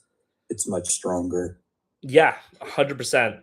Like Latino women define themselves by how good they are, like how well they take Right. care of their man, how well they take care of their kids, how well they take care of the rest of their family. And women in America define themselves by like their, what job they have, right? And I mean, it's fine. They can do that if they want. I'm not even saying one's better or one's worse, but I'm saying that like my perspective as a man is I'd rather live in a world where people, where your family cares about each other and not about like the promotion at work. You know what I mean? Dude, I'm watching it in real time. My sister is 40 and divorced, but in a relationship, no kids. And she has a really, really badass career and makes a shit ton of money. And then my other sister is married with 3 kids, and her husband is an engineer, and they're just like traditional. And it's just like, which way, Western man, which way? And it's sad to watch, man, because like I don't want to be right. I don't want to watch my sister's life be sad, but it just is, Yeah. I saw a meme one time that I think about a lot where it's just like, I forget what it specifically was, but it was just like, a woman has the option of like working all day for like her husband or kids who love her. That's oppression, working for a faceless multinational corporation that doesn't give a shit about you. Oh, this is so liberating. It's really that dynamic in place. Christian states are as good as Latin America. I don't think that's true. I actually think that Christian states have just as much divorce and just as much of these problems as the rest of the United States. And one of the main reasons why is because those Christian states are still plugged into the overall cultural milieu, right? Especially if you're living in a city, right? Like living in Nashville you're living in a more progressive area than if you live in like Syracuse, New York. You kind of have to understand that, right? And so the problem in those areas is that women still listen to Taylor Swift. Women still watch the film propaganda that's meant to destroy your family. Women still listen to the Call Her Daddy podcast, and even if they don't, their friends do. They know people who do. Their coworkers do, right? And so you're getting from all these different angles this culture that's meant to get you divorced, that's meant to break up your family, that's meant to make your wife hate you, right? It's very subtle, but it doesn't happen overnight, but it happens very slowly. And then eventually your marriage breaks up, right? And like, no, it's not because Homer Simpson is an idiot on The Simpsons, right? That's not like the one-to-one reason why, but like the fact that there's not a single positive male role model on television who's like a responsible, smart father, right? And the fact that women spend a lot of their time watching television definitely leads to that, right? It's a small thing, but all these are building blocks that will end up destroying your marriage and then end up destroying your life. So no, I don't think marrying a Christian girl from a Christian state's a solution. I think you need to go to places that are completely isolated from this pernicious culture. Can I ask another follow-up? You can ask 2 if you want, man.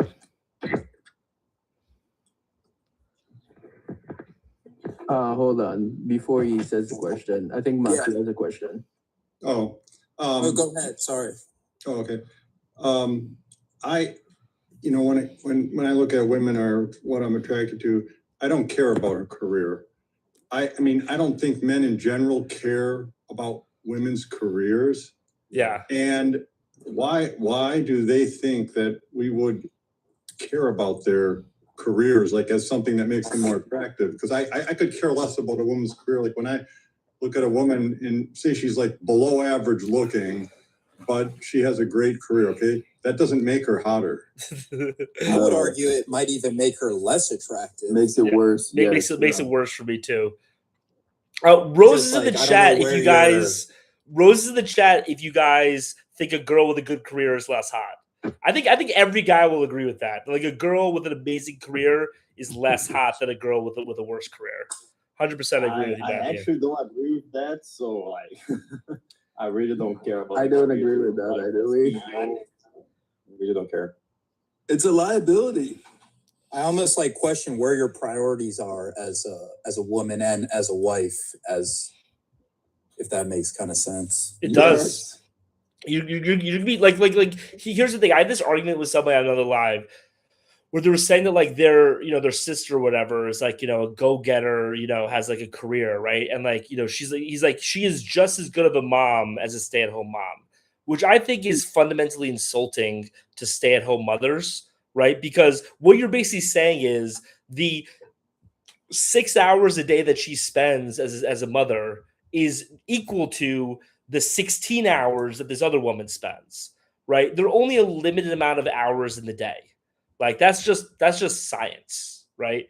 Unless we like the Earth's orbit changes, there's only a certain amount of hours in the day. And if you're spending those hours in a office, you're not spending those hours with your kid. And you can make the argument to me all you want that that's a better use of your time, whatever. I'm happy for you. Enjoy your life. But for me, my primary focus is my family. I mean, and I come from this in actually like a very pro-woman standpoint, where I think that the most important job in the world is mother. I think my wife's job as like a future mother is way more important than like this fucking job. Like at the end of the day, like this is kind of bullshit, right? Like she's actually been raising my children, right? And I think that as men, one thing that's kind of our onus is to communicate this fact to women in a very pro-woman way.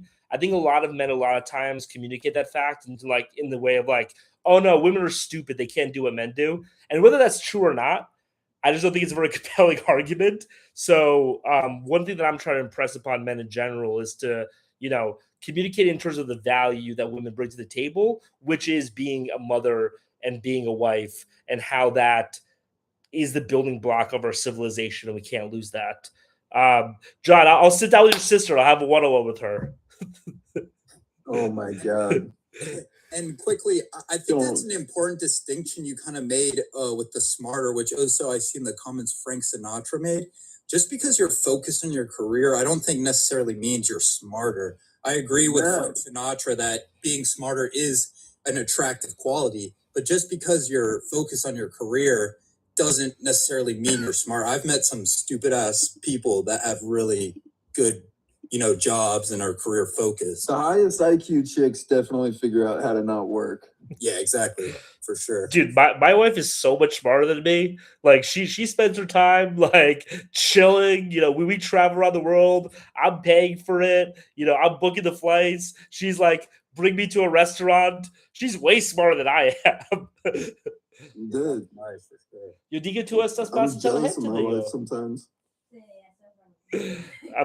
Dude, another important point is I think women should still handle certain things in the household that are apart from raising children. Like my girlfriend, she lives with me. She keeps an eye on certain things that I wouldn't like keep an eye on. Like one would be like intuition. Like, oh, I don't feel like this is a good person. Women have great intuition. She also keeps track of like, admin things. Like I pay for everything, but she keeps track of admin things with my apartment. She's still my partner, and I really value having her in my life. She adds value from a logical way apart from emotional, but that doesn't mean she needs to be focused on her career to do that. She can being part of running the household is not just about running the kids. That's the most important part of it, but it's also about running the family unit in terms of certain ways. Of course, I'm the leader, but Dude, you want your woman to be your partner. Yeah, I completely agree with all of that, man. Like, there's so much stuff that's just like, And like one nice thing is like if you're in a relationship with someone long enough, you kind of like intuit this. But there's just stuff that my wife handles, there's stuff that I handle. You know what I mean? And like it makes life a whole lot easier to know that there's all the stuff that you just don't have to think about. Bro, if I wasn't for my girlfriend, my apartment would just be like fucking a bench press, my workstation. She makes it looks like a nice, presentable place, right? Women have certain domestic skills that guys don't. And by the way, I think that's very valuable. I gotta say, like having somebody whose entire existence is committed to making your life better actually makes your life substantially better. This is one reason why, like, I talk to a lot of guys out here who are like, "Yeah, man, I'm too young to get married. You know, I want to get married later. I want to like focus on my career." I think having a wife actually makes you way more focused and way better in your job than if you don't have Yes. one. By the way, funny story. So people constantly will ask me like, how could you have this Passport Bro account if you're married? The funny story is I actually um wouldn't have had this account if I wasn't married. This is literally my wife's idea. For me, I've never used TikTok before in my life before doing this, and she was just like, "You should start a TikTok about traveling and meeting girls," and then I did, and now we've turned this into like a source of income. So literally, like having a girl and like listening to her, not about everything. Obviously, there's a lot of stuff that my wife has no fucking clue about, and like when she tells me her thoughts on it, I'm just like, "Shut the fuck up." But there's a lot of other stuff where she does have that intuition and she does understand it a way better than I do. Dude, I think it gives you credibility that you're married. It's like, look at the end result. Look at the end of the game I played is a successful marriage. Yeah. Well, I mean, I think that ends up being that's really the end goal that I think a lot of people are kind of looking for.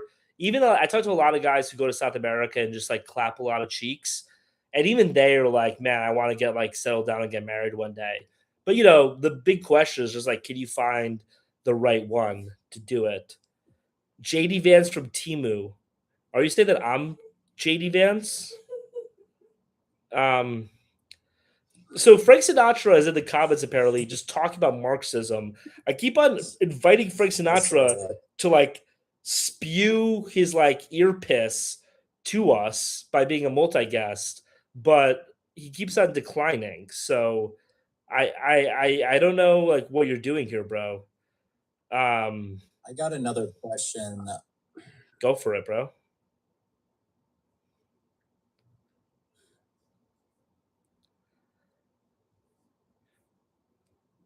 Is it just me, or is he not saying anything? I have a question. He's not doing the question. So, why U.S. people are so like hard with communists and etc.? Like, I don't understand this. Like, I see in the news people protesting against the jail of Maduro. I really don't understand about this shit. Oh, okay, yeah. So This is some type of propaganda. white women are stupid to start out with, and they just like I mean I'm saying that as a joke, but like one of the problems I think that exists in U.S. society. So my parents come from communist Poland, so I kind of have my foot in both camps. Is that because America has never been like seriously threatened? Like people just don't really understand how bad it can be. You know what I mean? And so there are a lot of people who their parents are rich, they get coddled, they get sent to a really expensive university, they read these books about communism, and they have no idea about like how bad it's been. But then there are other people in other countries who've actually like lived through that stuff, or like their parents have lived through that stuff, and they know how absolutely stupid it is. They think communists eat children. They think communists eat children for breakfast. Well, I mean, in Cambodia, they murdered 2 million people in 3 years. In China, they murdered 40 million people in like what, 5 years? In Russia, they killed another 50 million people. So yeah, communists do murder a lot of people, a lot of those people being children. Just read any book about the Holodomor. Brazil is not even like 100% communist country, but like communist is really destroying the Brazil economy is really going to the trash because of communists. Because of really Lula? believe like no, communists is gonna save Brazil, but like it's really destroyed. So I really don't understand. Quick question: what part of Brazil do you live in? I'm living in Rio de Janeiro. Oh, cool.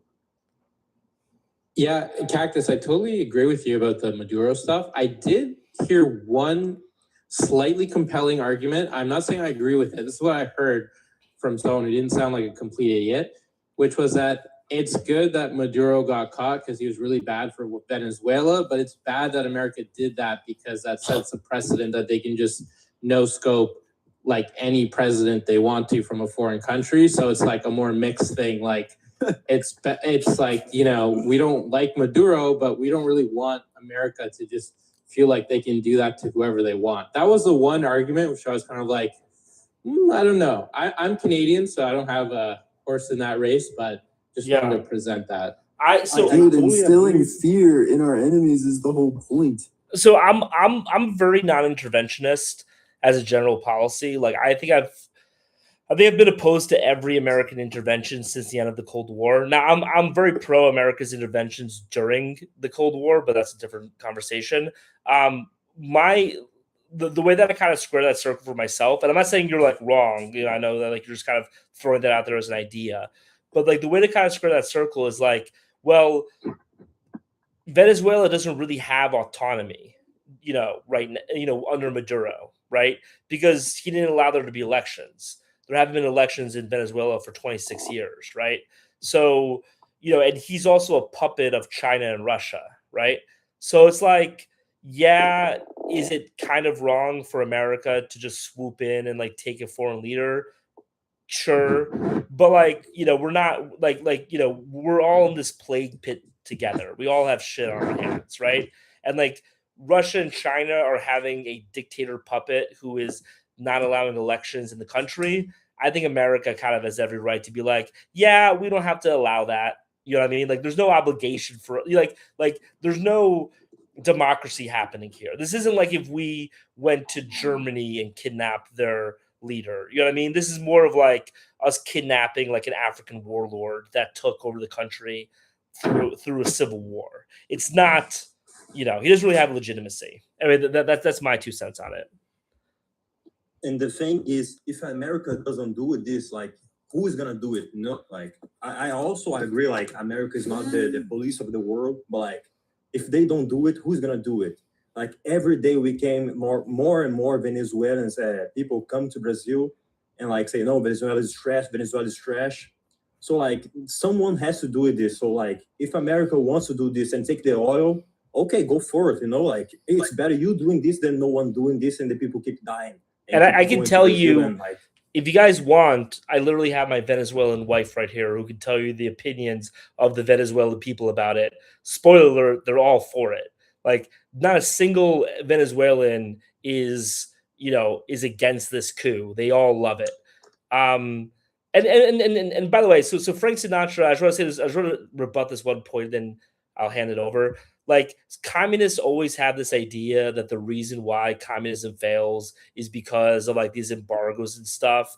But like if your communist countries are these incredible utopias, like why do you need to trade with the United States? Like why did China need to trade with the United States in order, like why was America's embargo of China like this debilitating thing? Why couldn't they, under communism, like they're doing today, produce their own stuff? And the reason is because communism is a terrible system and it leads to genocide and horrible things. So anyway, sorry. Does anyone else want to go? That's not 100%. I would. Hi, thanks for letting me join. I would agree, on the communism part, but it's a matter of money and trillions of dollars for me. We went from 800 billion on the military this year, then they raised it to $1 trillion. We don't have healthcare in the United States. They're actually about to raise it to 1.5 trillion. I know, it's ridiculous. Yeah. Listen, I mean, people forget about the Iraq war. We wasted 3 trillion there. Wasted. Completely wasted. Yeah. Nation building never works. It didn't work in Iraq. It didn't work. It went horribly in Libya.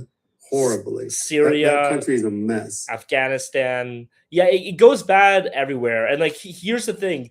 This is actually why I'm so bullish on our intervention in Venezuela, is because like we don't seem to be trying to follow the same nation building playbook, and we seem to have learned our lessons. Like, for example, I was really upset on Sunday when I learned that they kept in Delcy Rodriguez, because it's just like at that point, like, what's the point, right? But it seems like what Marco Rubio wants is stability in the government, and then do a slow transition to democracy, and basically tell the people in power, like, look, you're gonna do what we want, and if you don't, we're gonna kidnap you, and then the next people will, right? And like again, is it like the most perfect thing in the world? No, but it's definitely a way to have much more stability than like Iraq, where we were, on day 4, we had all of Saddam's forces hand in their uniforms, and then they turned into a civil war. You know what I mean? Yeah, it just never works. Look at China; it never attacks anybody. Let me tell you guys one thing about this free wealth system that you guys all talk about. I see this is a lot in the US that you guys don't have a free wealth system. In Brazil, we have free wealth system, but it's literally trash. It's literally trash. We pay in the taxes for the hospitals, like the pay hospitals, and we pay the taxes for the free wealth system. And the free wealth system is so fucking bad that people literally die in the line waiting their turn. Like, I'm not saying free healthcare. I'm not saying that. No, I'm not saying that you are saying. I'm just saying like many people in the US have this conception of a free wealth system is a very good thing, but like sometimes it's not, because in Brazil we pay for the system from the hospital 2 times for the free and the real thing that we have to pay, because no one use the free wealth systems, because everyone knows that it's really trash because of the dying line. That's By the way, a good extreme example. I also Planet Explorer, like, I agree with you that our nation building experiments in the Middle East have not worked. And John Calvin will love this black pill, but actually a lot of our interventions in South America historically have been incredibly successful. And Cactus, let me know if you disagree with me about this. I've heard a lot of Brazilians have this opinion. Some of the best years of Brazil were the military dictatorship from 64 to 85. Like, there was an economic 100%. There was an economical 100%.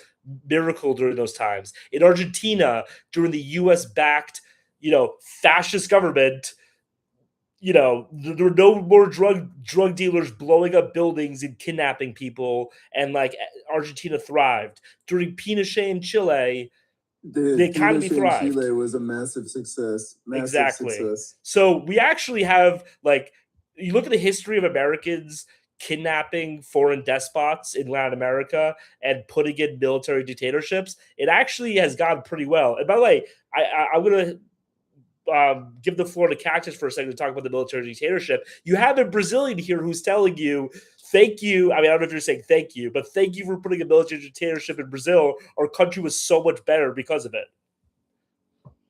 Can I make one quick point? Venezuela was also rich. These other places that we went into were not nearly as rich as Venezuela. So we're just releasing the brake that was stopping the wealth. We're not doing it. We don't have to build anything new. We just have to stop something bad. Yeah. Anyways, sorry, Cactus. That Frank Sinatra is 100% rage baiting. Like, there's no other option than that. He's 100% rage baiting, because like he's saying, Lula is the president from Brazil. Lula removed millions from the poverty. Lula really say like, I removed billions. I removed 13 billions. There's not even 13 billions of people in the world. But Lula keeps saying, no, I removed 13 billions of people from the world. Like, he's not even know what he's saying. So he's 100% raging baiting this guy. I'm not even reading what he's saying anymore. And Frank Sinatra, this is again the funny thing about communists. Frank Sinatra says Salvador Allende was better. He clearly doesn't know anything about Salvador Allende. Under Allende in Chile, there was 300% year-over-year inflation.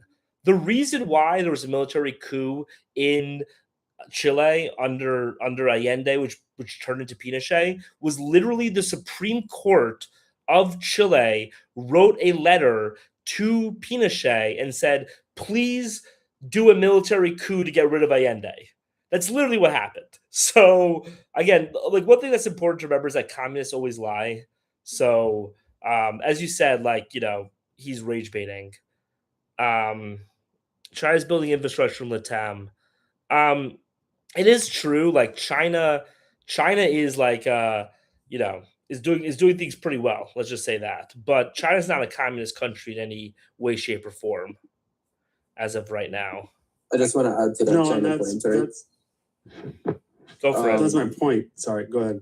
All right. So China is creating a lot of businesses in the Caribbean and Africa specifically. I could speak for Guyana since I live in Guyana.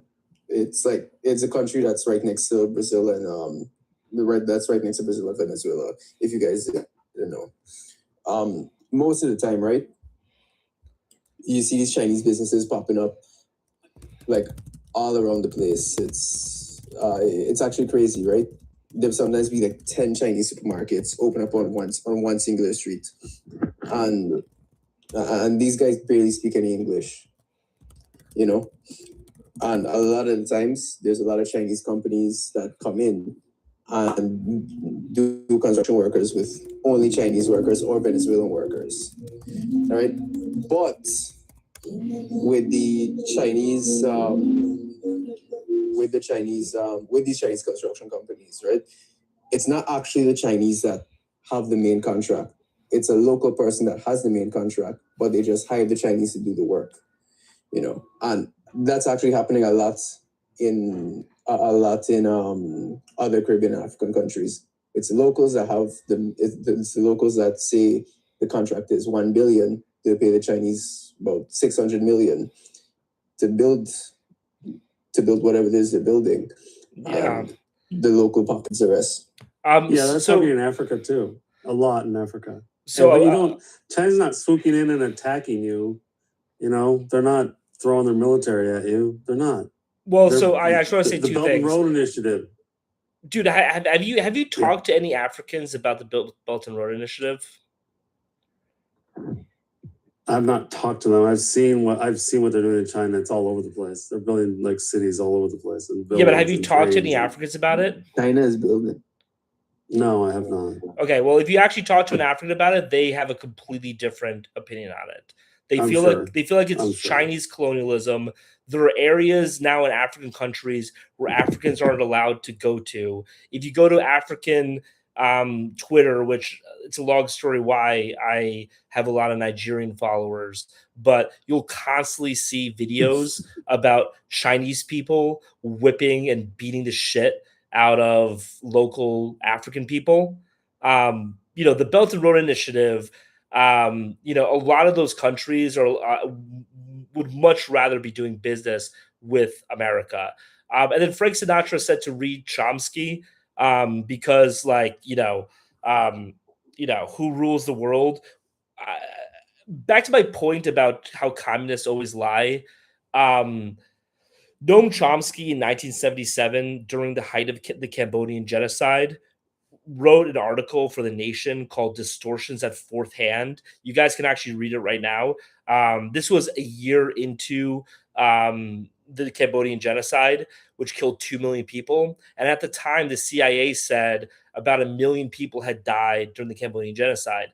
And Distortions at Fourth Hand is like a 10-page rebuttal where he's claiming that the Cambodian genocide was all, you know, Western propaganda. It's not happening. You know, these refugees are claiming that they're being tortured by the Cambodian government. All they want are just visas to America.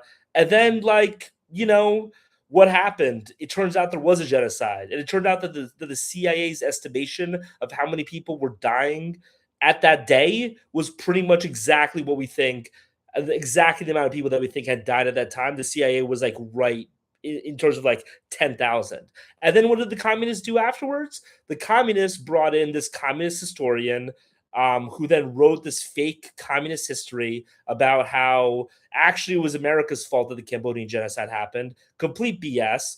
But again, communists always lie. So, you know, I hope I gave enough context to the stupid lies that Frank Sinatra's been saying. He obviously doesn't have any actual information. He's just repeating talking points that he reads from like Pravda or whatever, or Jacobin or whatever bullshit publication he's doing. But he's probably a teenager that is excited about the idea. Like, there's nothing wrong about that, but he's probably a teenager. Saying fake communist Israel trusted the AIPAC back right is funny. What are you talking about? The AIPAC back right? I'm not trusting the AIPAC back right at all. But anyway, I'm not gonna even get into that because I don't want this account to get shadow banned. But are we gonna keep on talking about Venezuela? Does anyone have any Venezuela hot takes, or do we want to go back to talking about women? Is America gonna collapse? I'd like question, if possible, really quick. Go for it.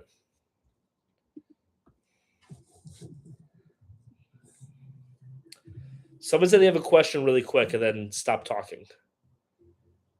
Well, anyways, my hot take is that I think Venezuelan women are the best looking South American women.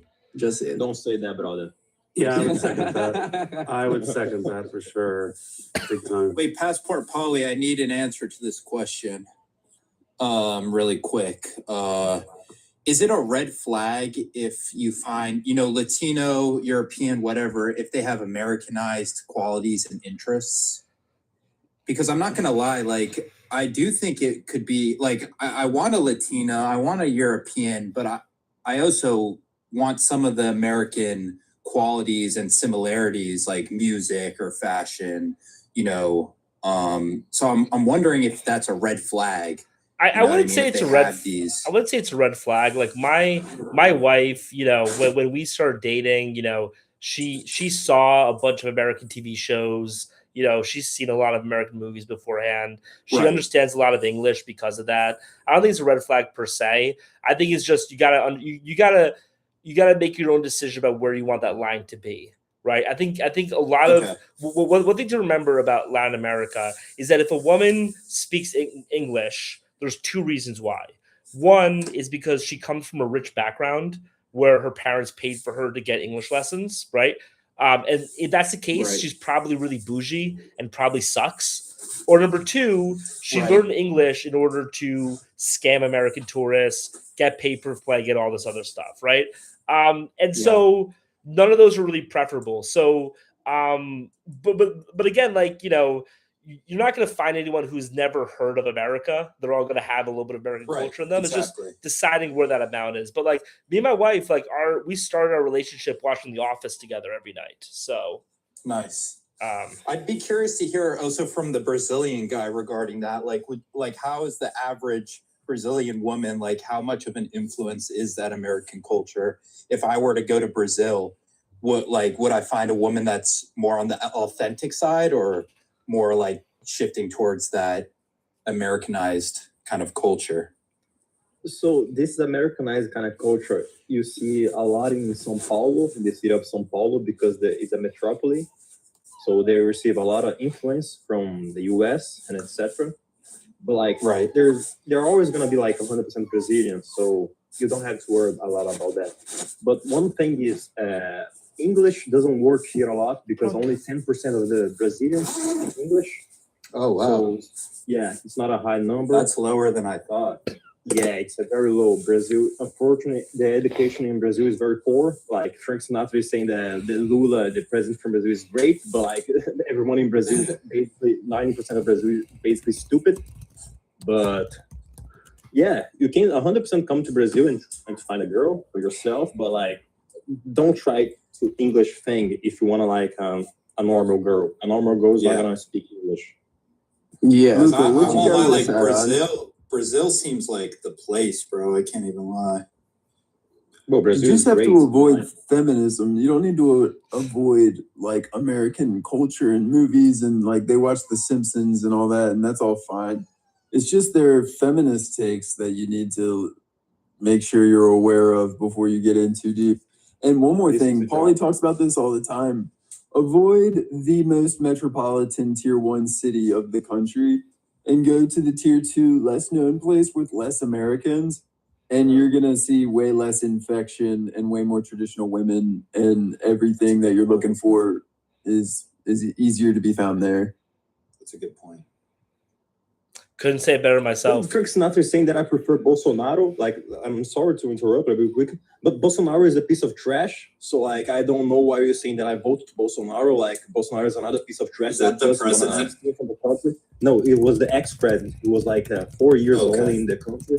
But like the actual president right now, the Lula, he's been in government for like 20 years, and the country is going to the trash. Like when he starts, the dollar was like 1 to the currency from Brazil, and I was like 1.6, 1.7 to the currency from Brazil. So I don't know why he's saying that the He's Lula probably is so trolling. great. He's 100% trolling. Like, what the fuck? I Does think anyone he's have any genuine. experience with I think Portugal? I think he's just communist. It's hard to tell when communists are trolling because they're so dumb that they actually believe what they say. Portugal, I'd stay away from Portugal, man. Like stay away from Western Europe. Why is that? Western Europe has. Have you been past Paulie? I've been to Spain, to Portugal. I've been to France, I've been to Italy, I've Okay. been to Germany. I've been to Portugal. I've been to Portugal. Girls in Western Europe are infected by the same mind virus that girls in America are, right? So like if you're leaving America Fair. because you don't want to deal with like feminist girls, they're even more feminist in Europe than they are in America. Right. Agreed. Here, give me one second. I'm And gonna then put I guess myself that's on where mute. you really find that Americanized influence. Yeah, here I'm gonna give me 1 second. Feel free to keep on talking. I just need to deal with something for a second. I've been to Portugal. Wendy! But not from a dating perspective. I was there. Wendy! I was going to do the golden visa thing. And Wendy! screw it. There's a lot of Americans there, man. A lot. And it's just, they're just everywhere there. Rents have gone up, yada, yada, yada. But no, he's right about Western Europe. He's totally right. Yeah. My He's totally right. You could do there's a really easy test. I don't know why people don't talk about it. I mean, I'm not advocating Tinder at all, but there's a really good what's called an A/B test. If you've ever heard of that, it's an equal comparison. There's a passport mode in Tinder. Okay, you can put yourself in any country, anywhere in the world, and you can swipe right or left. That's actually an interesting point. I'm not sure if anyone can speak on that, how the online dating apps kind of play in with other countries. Yeah, It depends. Tinder's great in South America. I think that like what did happens is that like in America, Tinder obviously has a huge amount of problems. It's kind of the first dating app, but like now it's just kind of just for hookups and a lot of people have moved on from Right. Tinder. But like in South America technologically and a lot of stuff is like 5-10 years behind. And so Tinder, you'll still have a lot of women that are looking for like actual relationships on Tinder. A lot of guys will go down there and want to use like Bumble or Hinge because Bumble and Hinge are better in America. But Bumble and Hinge But aren't isn't really. Hinge not even? Well, I thought Hinge Hinge wasn't even like Hinge allowed exists in some of those countries. Hinge exists around the world, but you have to realize the people who are using Hinge are women who are either American or are specifically looking for Americans, which are both. Yeah, Hinge is just other people. expats. Yeah. I was gonna say as well, like my initial thought when thinking like online dating, Tinder, and these say South America, my initial thought would be like they're trying to like scam you or something. Is that not the case? Depends where you go. If you're out of your league, be careful. Yeah. Fair. Yeah, be really careful on Tinder. There's a lot of scammers on there. Yeah, that would be my like initial thought. But they they're follow trying a to take script. advantage of the passport bros that are Well, they maybe follow a more script. afraid. I'm not talking about Medellin. Medellin, they're different, but they follow a script. They're really hot. Here's how stupid I am, And- though. I was talking to this girl, and I met her on this app called Badu, which is kind of like which is like the Brazilian version of Tinder. And we're going out, and she was just like, I got kicked off of Tinder. I was like, why? She's like, I threatened to kill somebody, and I was just like, oh, that's not a red flag because she was just like really hot. 3 days later. Shit happens. I was running for my life from some traficantes from the favela, and I was just like, I should have seen the writing on the wall. This one, this is my bad. And this is one of the reasons why a lot of people ask, like, is Rio dangerous? And obviously it is. Obviously there's pickpockets and like people who are gonna rob you and stuff. But like most of the trouble that people get into in Rio are idiots like me who get into trouble that they should know better than. You know what I mean? Like Yeah, you know, they put themselves in trouble. that was 100% my fault. I'm not blaming anyone else but me for that situation. But to be in my defense, she was very hot. So, you know. That's a good reason, at least. I want to say one thing. I don't know if Paulie is gonna agree with me, but like, if you guys wanna try to fight girls, I 100% like recommend Brazil, because Brazil is like so diverse in the question of people. Like, if you like see the statistics, like Japanese people is the second place. Brazil is the second place. There's more Japanese people. Brazil is the second place. There's more German people. Brazil is the second place. There's more Chilean people. So like Brazil is the global server. So if you want to try to find someone from the globe, Actually, that was my first introduction to Passport Paulie, was your video talking about the different cities and how you could like find, like, if you want like an Italian Brazilian, go to this city. If you want like, I'm Italian, so yeah. My mom is partly Italian as well, where I guess the name Luca comes from. It is funny how, you know, I'll do videos about like the history of Brazil, 1,000 views. I do a video of like, here's where you get pussy in Brazil, 2.7 billion. Yeah, people just want to know where the horniest women are, I guess. Yeah. So piggybacking on what Cactus says, I think it's a hit or miss in terms of that aspect of Brazil. For me, I don't like that about Brazil because I have a very specific type of woman.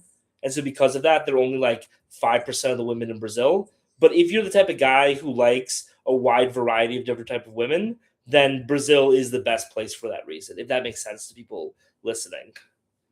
Like, it all depends on what you want. But like in the chat, yeah, what's up? Not to switch gears again, but I saw someone in the chat talking about like Middle Eastern and Beirut. Do you have any experience in that area? If I have a good friend that's from Syria, and he says the women over there are stunning. I've heard women in Lebanon. Muslims, bro.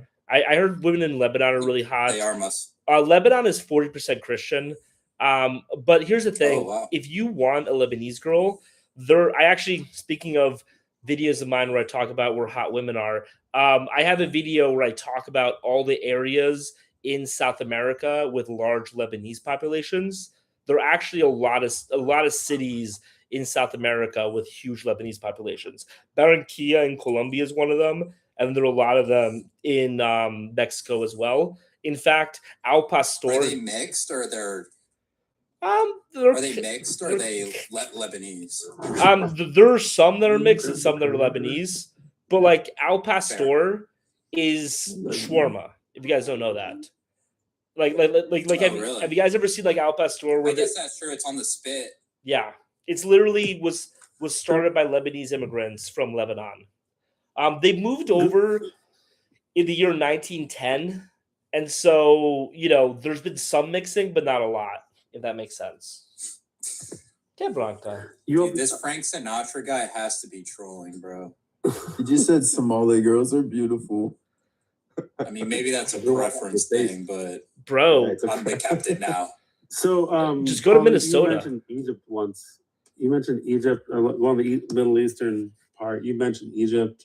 Yeah. Have you been there and tried dating there at all? Or I went there with my wife, so no. But the women in Egypt are really hot. And I love Egypt, so you know, I highly recommend people go to Egypt.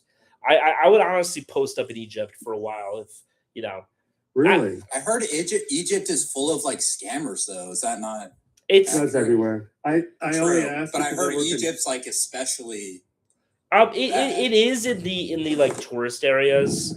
I find this happens a lot where like it's a very easy way to gauge the type of traveler someone is. If they're like, you know, Egypt's full of scammers, it's like, okay, so I know exactly where you stayed. You know, I know the exact places that you went to. Like we went to the pyramids at like 7 a.m. before the scammers wake up. So we didn't see any of the scammers, and we were like, you know, a 20-minute walk from Tahrir Square. So we weren't really around any of the tourist areas really. So, but I just hate tourist areas in general. So, you know, I always try to avoid them as much as it's bad there. I work in cat rescue. I raise funds, and I work with a lot of Egyptians. That's why I was curious. And a lot of the women I work with are you know, they don't show themselves much, but when they do, some of them are extremely hot. I was just like, Jesus Christ. So, Dude, but I would hate to go there because I'd hate see all the suffering cats and abused, because we see cats that are killed and abused and tortured, and I don't know if I could deal with that. My wife has a heart Is that of like gold. big cats or? No. These are domestic cats. What happens? Gotcha. They just throw them in the street. Right. They gut them. I mean, it's just horrible stuff. My wife has a heart when of. I was in Mexico, I saw the stray dogs, and they like fucking kick them and shit. Like, yeah, dogs are. I went to an island, and there was this dog, and there was a guy on that island. I think this Syrian guy that was visiting, and he was like, I'm gonna throw that dog in the ocean. And he was like kicking and spitting on the dog, and I was like, Jesus, bro, like. I would have thrown him in the ocean. Yeah, for real, dude. My What a- wife what a has like dick. my wife has a heart of gold. So I think I've spent like $50-$60 on food for the stray cats in Egypt. Not specifically for them, but like on leftovers that we've given to the stray cats in Egypt. One place that's really bad for cats is Morocco. The cats get fucked up in Morocco. They're very aggressive. Yeah. they do. Weirdly, the nicest cats in the world are in India. India has the nicest cats you'll ever meet in your life. If you ever want to buy a cat, buy Have an you been Indian to cat. India? Yeah, dude, I've been to India. I have. I'm Indian. I've been there many times. My brother was a diplomat there. It's not. You do not go there to date. Do not. Yeah, I wouldn't think so. No. No. Man. Here, You're maybe better off in Egypt or Iran. Here, I'll share If you this. wanna date What an about Indian, another I'm just area saying I'm it. curious about, like the Greenland, Icelandic area, like. I Well, the haven't- US is going to attack it pretty soon, so it'll get worse. That's true. That's true. I haven't. That's another thing. We're going to spend another $1 trillion on attacking another country, but whatever. By the way, this is in Morocco. Like, sorry if Oh, it was man. squeamish, but like this is like, it wasn't just this cat. It was literally You're every gonna get cat. Planet Explorer PTSD or something. Yeah, dude, they like fuck each other up. So there's this one cat that I became friends with in Morocco, and he was the only cat that was nice to me without asking for any food. So because of that, I would give him all the food. But then, like, whenever I gave him food, literally every single other cat in the neighborhood, like there would be like 10 cats at a time attacking this cat while he was trying to eat the food that I was giving him. So I would like be surrounding him, like, you know, like a guy protecting a kid from high school from bullies to try to let this cat eat his food. But this is the cat. Everyone was constantly bullying him. In Morocco, they're very territorial about like their domains. And like I one time like was carrying him in my arms, and I got to a street corner. He saw that he wasn't allowed past that, and he jumped off and he ran away. Well, they get very territorial because they're fighting for resources. The resources are food. Yeah. So I work with probably like 40 rescuers in Egypt, 20 in Pakistan. I want to help Ukraine. I work in Mexico too. But the reason I just do cat fundraisers, side gig, but it's a nonprofit. But we send probably 30 cats from Egypt to the US and to our homes. Wendy! So it's good news. We're sending 12 Wendy! from Mexico to the US. And we only do that because people in Egypt and Mexico just don't have money to care for them, you know. What organization do you work for? I have my own. Oh. And I have a job, whatever, but yeah, I have my own nonprofit. Frank Sinatra's talking about dating Well, yeah, I mean, Jamaican it's women now. amazing. Sorry, continue. Sorry? Oh my God. I'm curious about this Russia comment. If you could speak on that, Paulie. if you Yes, have any please. insight. Yeah, Russia. Is Russia less likely to have women that have high hyperselectivity dating bias than West women have? I mean, no, it's actually the opposite. Russian women are incredibly materialistic. The same way that like Polish women and Eastern European women are. That's why a lot of like alpha bros will like fetishize Russian women and say that Russian women are like the peak of women in the world. They're not. Russian women suck.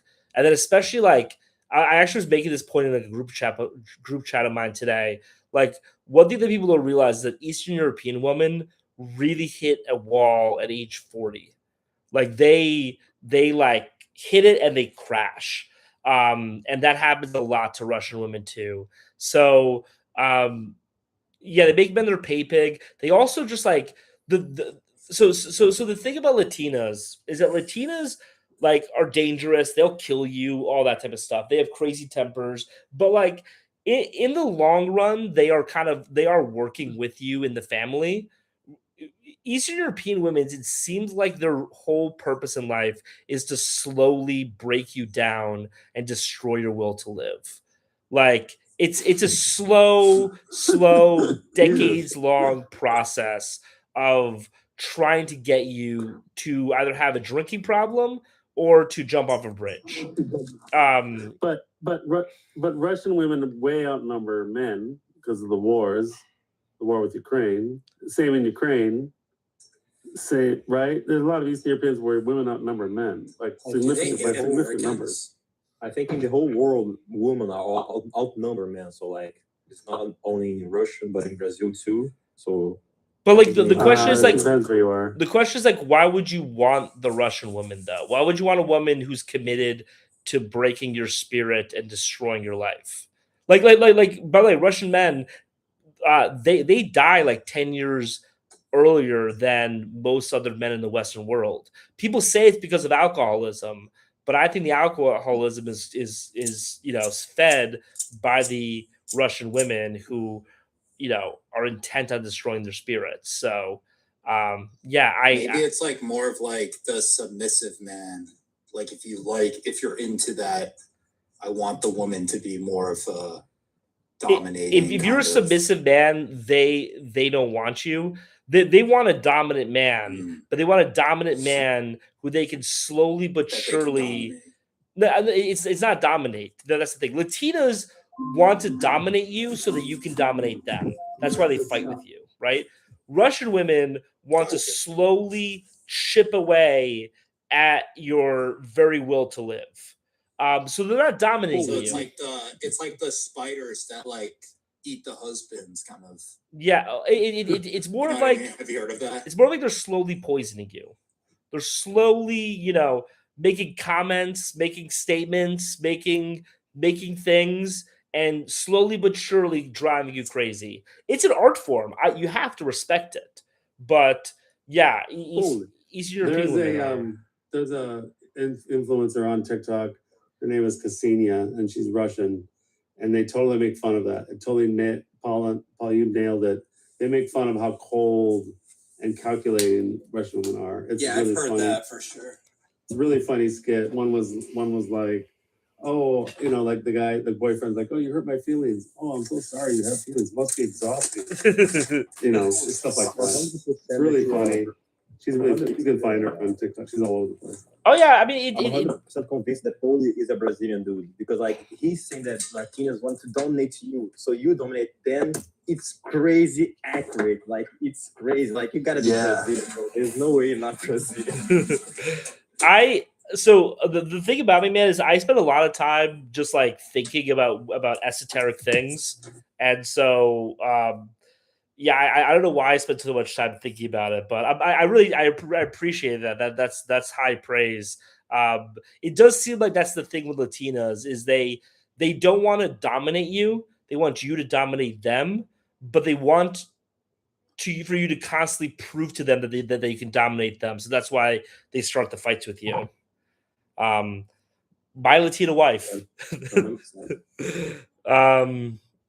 Dude, I think their goal is to turn their brain off and trust you, but they gotta like test you to make sure that they can relax. So it's like a stress test. But they want you to be under the gun making the decisions and guiding things. Yeah, 100%. The way I think about it is that like if you were to hire a bodyguard, you'd want to see him like fight people. And you want to see him fight people like every month or so just to see if he can still do it. I heard Latinos used to be passive but changed after moving to the USA. So we're not talking about Latinas in the USA. Those are Ameritinas. Those aren't technically Latinas. Oh, how about this? My wife just made an appearance. Do you guys want to ask any questions to a Venezuelan woman? Any questions to a Venezuelan woman? Yeah. Hola, ¿cómo estás? Hola, muy bien, con sueño. Necesito a mi esposo.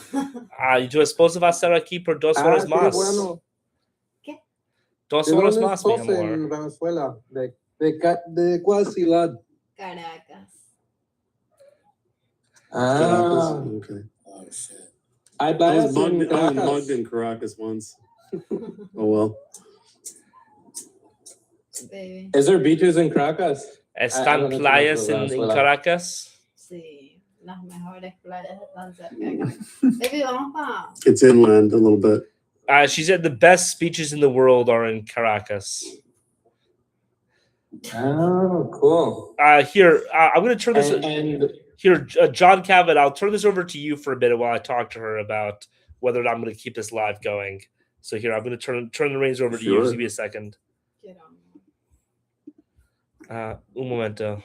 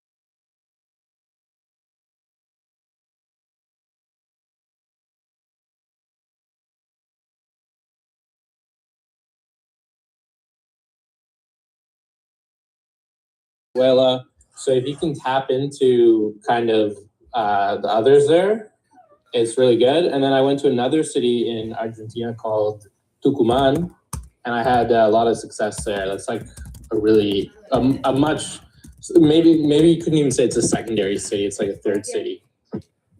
Huh. Speaking of brown people, I'm also brown. Paulie, I've heard rumors that the Nordic countries, and I know you're not big on Western Europe, but like if you go to Norway and Denmark, like and this is, I've heard really interesting things about meeting women up there and dating. Like the first thing they do is like they just sleep with you instantly. I've heard that, but I've actually heard that from people like a British guy I talked to. Is that true? Yeah. Yes and no. It's generally true. I mean, dating in Denmark, any of the Nordic countries. Yeah, I mean, in Denmark and Nordic countries, they're a lot more promiscuous. They're a lot more easy. Okay. I'll just say again, like they're a lot more feminist as well, man. And so, you have to like weigh that if you want it. But I mean, hey, if you're an American guy who's feminist and wants to date foreign women, like go date the feminist foreign women, right? Like why not, right? Yeah, sure. It's just interesting. That's all. I've heard that. So Unless someone else has something to bring up, I'd love to hear more about Brazil from the actual Brazilian. Hey. Yeah, what are your questions? Hey, he said I'm Brazilian too. You guys all heard that. Fair. I'm just fucking you. Yeah. Yeah, go you for got it. the Brazilian stamp of approval. Go for it. Ask him some I questions. got a question about Brazil. I dated a doctor in Brazil for a long time. This amazing woman. And it was interesting. In the end, there's a little bit of a political twist. She was all about Bolsonaro. And I'm like, what? She was like to the conspiratorial level. It was just kind of weird. I mean, she was super smart, doctor, does surgeries, amazing woman. Never wanted to move to the US. I'm kind of glad she didn't. But it was just weird. But you can meet some amazing. Brazil's a large country. It's a lot of people. Well, the rich white areas all 190 voted million, for Bolsonaro. So like who voted for Bolsonaro? The rich white areas all voted for Bolsonaro. Yeah, she was rich. She was rich. And just so you guys know, the proper way to pronounce Brazil, so that people in Brazil know that you're Brazilian is Brazil. You have to scream it like that. Yeah, you got it. Let me say it is Brazilian. Not only the rich areas voted for Bolsonaro, but like the poor areas too voted for Bolsonaro because like the president now is in the power for so long that people are getting tired of him. Like no one believes in his lies anymore. So like everyone want to remove him from the power. Lula, you mean? Yeah. Yeah. He's a real son of a bitch. He's insanely corrupt too. He literally was just accepting bribes and like giant duffel bags of like $50 million. Like it's crazy. I don't know how he got that overturned, but Brazil is a corrupt place, right? So I was talking to a guy in Switzerland, and he said that Brazilian people are people of feeling, and he's true about that. So Brazilian people talking about a lot about their feelings, and they vote based on feelings. So like if the president, like if the candidate is saying like, oh no, I'm gonna help the poor, I'm gonna help the people, but he's not saying like how he's gonna help the people. People are gonna vote him like anyway because he's only saying that he's gonna help, but he's not saying like how he's gonna help. But like if appears a guy that says, no, I'm gonna help the people like this and this and this, people are not gonna vote him because Brazil is not a brain people. It's more like feeling people. So like Frank Sinatra. You guys were saying like easier girls like to Feeling get people, laid not on the brain first date. people. If you guys wanna Wait, are Brazilians considered easy? What? Are you saying that? Are you like? Would you say Brazilians are considered easy? Is that what you were saying? Or? It depends on the area. Like in the north, Okay. people in the north are kind of very low in the Loose. education, so they are way more easier to. I don't know the word in English. They are more easier. So the word in English you're looking for is promiscuous. And I can vouch for the girls in the northern states of Brazil being super easy. They are very easy. Like they're gonna like especially their first date. Like especially Boa Vista or Manaus. Is that part of the culture, or is that just? It's not part of the culture because, like I said before, like it depends on the area. Because, like you get in the north, they're way more easier, but in the south, they're way more harder. So it depends on the area. I've never been to Brazil, but I have this perception that a Brazilian woman would be the best kind of woman. They are nice. Like I was saying to Paulie yesterday, I also dated a doctor here in Brazil, a woman that is a doctor, and she used to pay me a lot of stuff. She even buy me a new cell phone. So like there's no this in Brazil is like money in Brazil, like we don't have like this issue, like who is gonna pay to who, like women are glad to pay you like for a meal or for a new cell phone here, depending on the girl. Or, like I heard they're very they're very jealous. Is that true? Yeah, Yeah, they're very jealous. Yeah. Where like I like it's that. I don't noticeable. know about Yeah, you, yeah. but I really love that. I think it's attractive for sure. Yeah. I need to go to Brazil, man. If anyone you guys wanna come to Brazil, like just talk to me and I'm glad to help. Like there's no problem at all. I'm not asking for money. The only thing that I ask, like, don't murder me when it comes to don't be a weirdo. So the rest I can totally help. Those are good. I heard good that. rules. Good rules. I've dated Belo a Horizonte, like the Alfenas region, is really like high women. I've been there, but a lot of women to men ratio. So I've I heard would right go. now What is that the? I've heard that Bello is really cooked though. Basically, like the word's gone out about Bello, and so now it's kind of cooked. I heard Guyana is basically the spot right now. What's it called? Portuguese and Brazilians love me. Guyana, it's right next to Bello. Okay. Let me see. Someone asked about Arabs. I dated a couple Arab girls in Morocco. Arab girls are crazy, bro, but they're crazy in bed too, which is great. I highly recommend an Arab girl. Morocco is a very under the radar passport bro location, so people know. Interesting. Yeah. Any big questions? You're right about crazy in bed. They are crazy. What was the Italian Brazilian area? Just really quick, I was curious. The south is there's a lot of Italians, like Rio. There's a lot of Italians. Usually the south and the part of from Rio, there's a lot of Italians and a lot of the Germans. So Yeah.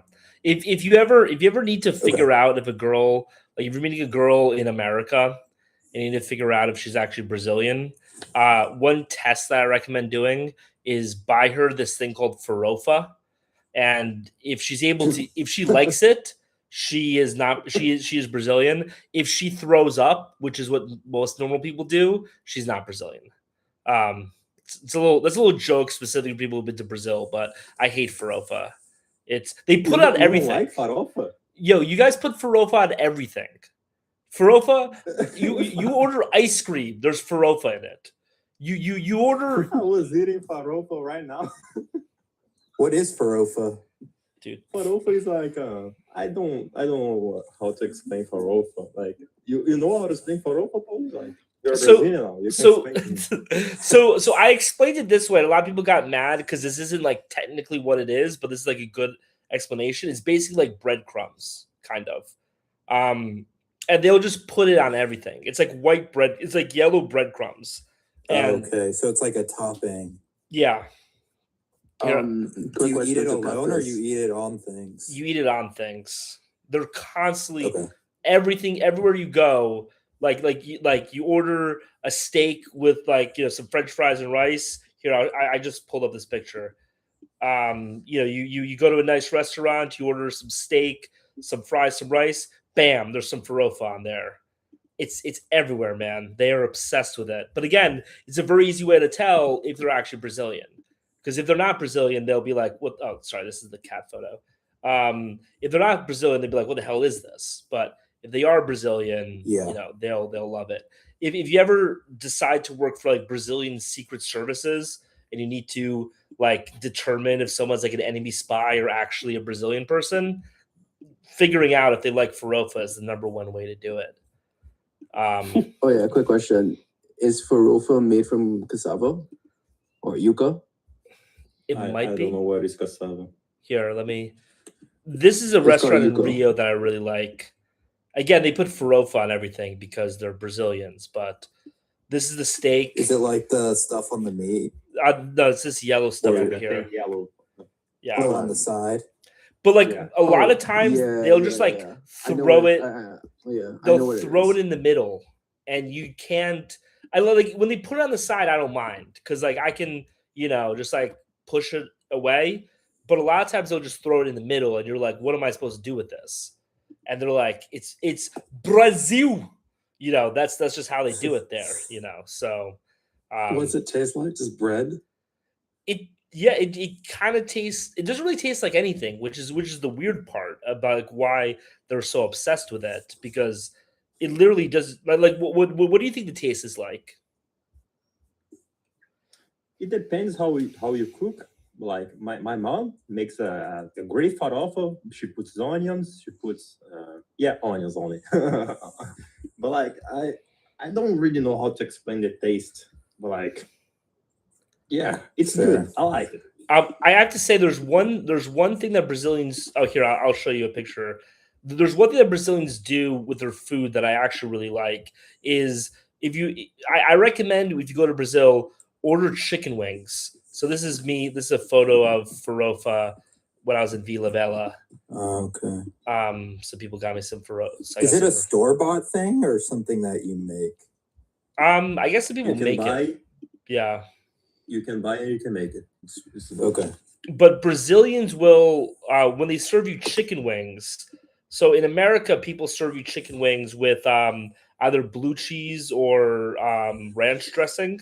In Brazil, they serve you chicken wings with I forgot what the sauce is called, but it's basically like pico de gallo. Here Oh, that looks fire.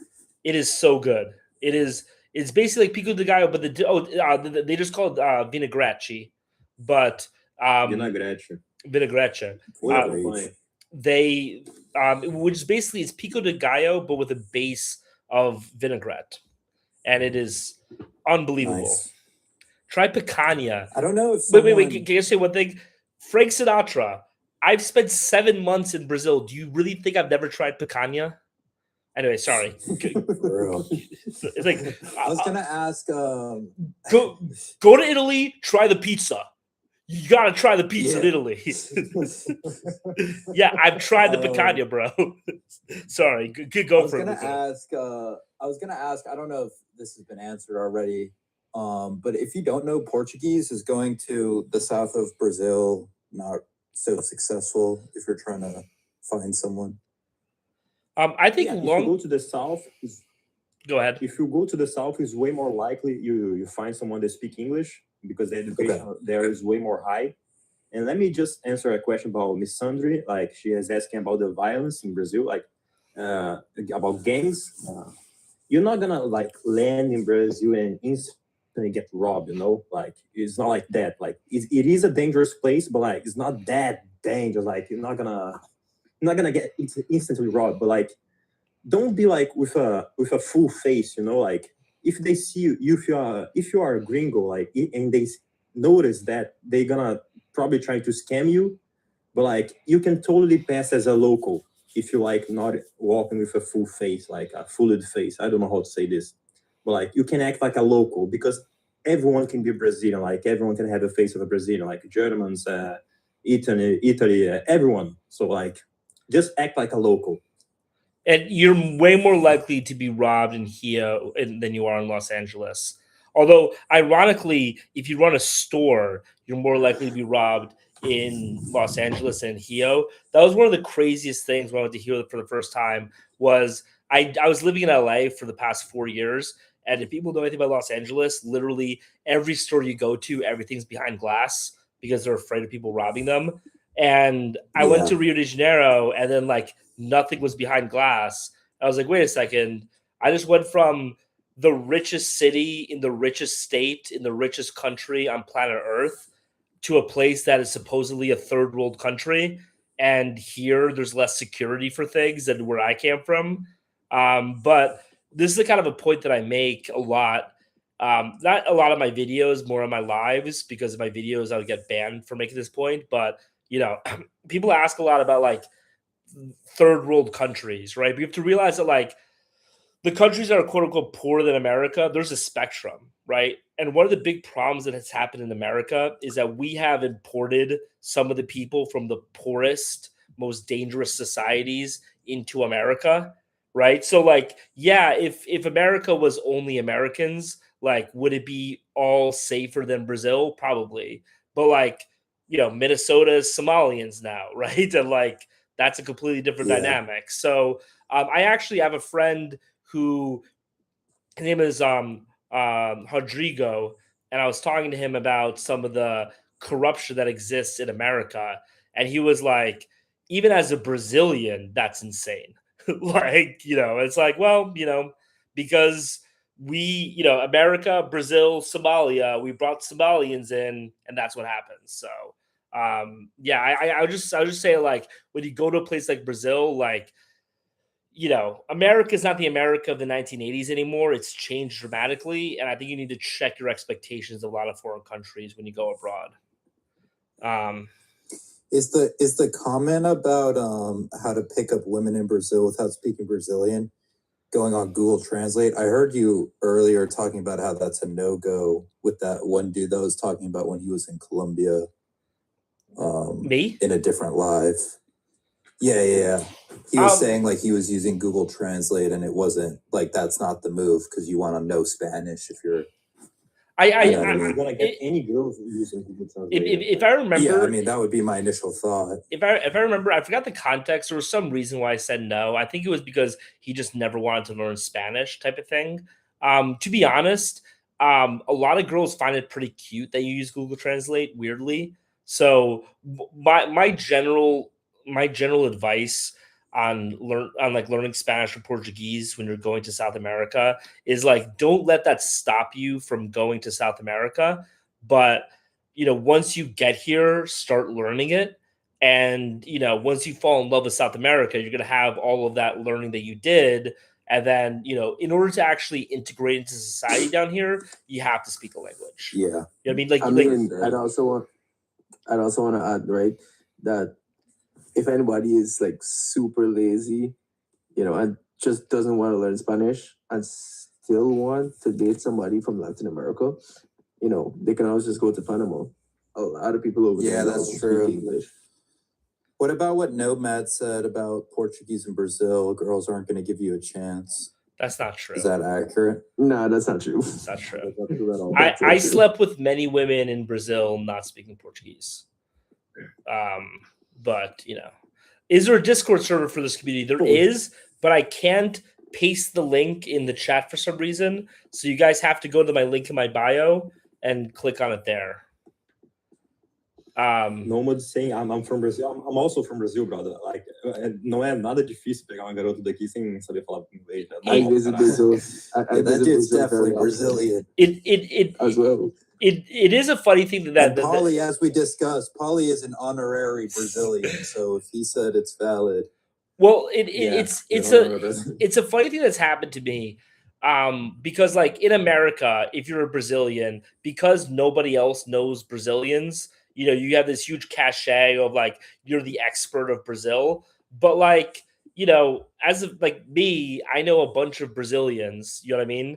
And so if a Brazilian if I talk to somebody on a live or like in the comments or whatever, it's like, I'm Brazilian, I disagree with you. I'm like, well, I don't really give a shit because I know 30 Brazilians that agree with me who all live in Brazil, none of whom speak English. Not say half and half speak English. So, that I'm actually Brazilian doesn't really carry the cachet, at least in the international communities, as it does in America. You know what I mean?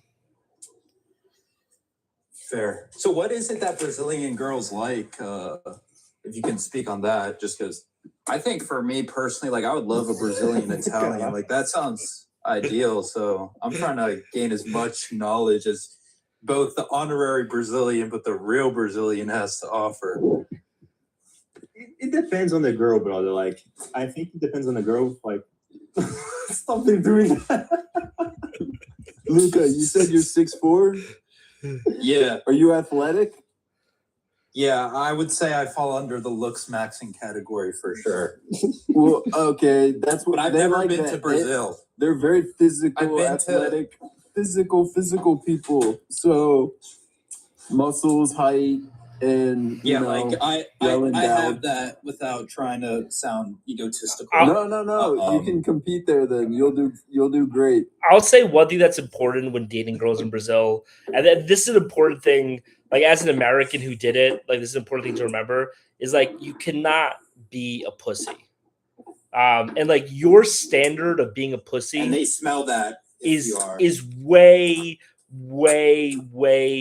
higher or lower than Brazilians, right? So like one thing you'll notice when you go to a Brazilian nightclub is Brazilian guys will start making out with girls like within 3 to 5 minutes of meeting them. It's literally like, hey, how's it going? I would put my tongue down your throat type of thing, right? And so you have guys who go to Brazil and are very timid and like don't make a move. And it's like Brazilian girls aren't about that. You need to, you need to go. Yeah, And you need to make a move. trust me, if they They're don't not want you gonna- to, they'll stab you. You'll be fine. Don't worry about it. Like, I'm just kidding. You're not gonna stab you, but There was someone in the comments that said Brazilian girls aren't all that. I feel like that's inaccurate, or I don't know. That's They're cool. really lying. They're lying. I feel like they are. Everyone knows they're at the top. I do want to say I feel like I kind of won this battle with Frank Sinatra because it went with me. We started with me and him going back and forth, and now Frank Sinatra is talking about Yeah, how now he's glazing you. he's glazing me. With pretty much the biggest glaze you can give another You've won him guy. over. What can I say, man? You've won him over, bro. I'm very likable. At the end of the day, I'm a very likable guy. Very likable. So someone had a comment. I forgot what which girls would be okay with you having a harem. I don't think any Brazilian girls would be really okay with that. So I was talking about this. Sorry. One guy said, if you want Brazilian girls in America, just join au pair Facebook communities. It's full of them. I will say, I want an authentic Brazilian. No. So I actually have to back up Nomad Nook on this. I did like 6 months in San Francisco, just going from one au pair community to the next, and it's full of like Brazilian girls from Brazil, German girls from Germany, Swedish girls from Sweden. So if you can't be a passport bro going abroad, find the au pair networks. Discover them. You know what I mean? Like the au pair networks is where you want to go. But I just want to throw that out there. Well, Cactus, I'm gonna have to definitely go to Brazil. Eat your advice. Yeah, you can come, brother. You can come. There's no problem. Dude. Just don't be a weirdo, like. Yo, Yeah, definitely not. so Nomad Nook wants to join, but like we're kind of full. Is it Matthew, Habibi, or Marcellix? You haven't really said anything for a while. Do you mind if I kick one of you guys out so that Nomad Nook can join? Sure. You go ahead, kick me on. Awesome, dude. Thanks, man. It was great talking to you. Thank you. Okay, you. Oh, This is sorry. the other Brazilian. No. He came The on Nomad earlier. guy? Nomad Nook, the other Yo, Brazilian, what's up, everybody? wants to join. Please speak English, but if you guys want to, Yeah, I will speak English. You're from Fortaleza, you said? I'm from Fortaleza, Ceará. So I every year I go to Brazil. I'm single. Is that north or south? I don't know. North. Brazil is. It's northeast. It's right next to Bahia. My wife lived in Fortaleza for 6 months, but she hates it with a passion, and because of that, she's like, we can never live in Brazil. I've been trying to tell her, I'm like, look, but like Vila Velha and Fortaleza are like basically two different countries. Like, what are you talking about? But that you'll never win an argument like that with a Latina. So I guess I'm not gonna live in Brazil. Yeah. Anyway, sorry. And like I say, like I dated Spanish girls around here in the United States. I dated a lot of Brazilian girls. I did American girls, and I can tell you one thing: the Brazilian girls are the one, or even Spanish girls, because they're more authentic. They'll cook for you. The Brazilians? Yeah, Brazilian girls. Brazilian girls are more appreciated. When you take them out, they'll be appreciated. You buy them clothes, they'll appreciate that, and they will know the value you give to them. You know what I mean? And I noticed that with American girls, they don't appreciate the things you do. You could take her out, you could buy her a car, she won't give a fuck, dude. Yeah, it's so easy for them to get another guy. Because all these guys out there. Can you guys confirm as well? Brazilian women are very confident, right? Oh yeah. Yeah, I think that's very attractive in itself as well. Yeah. They're just naturally beauty,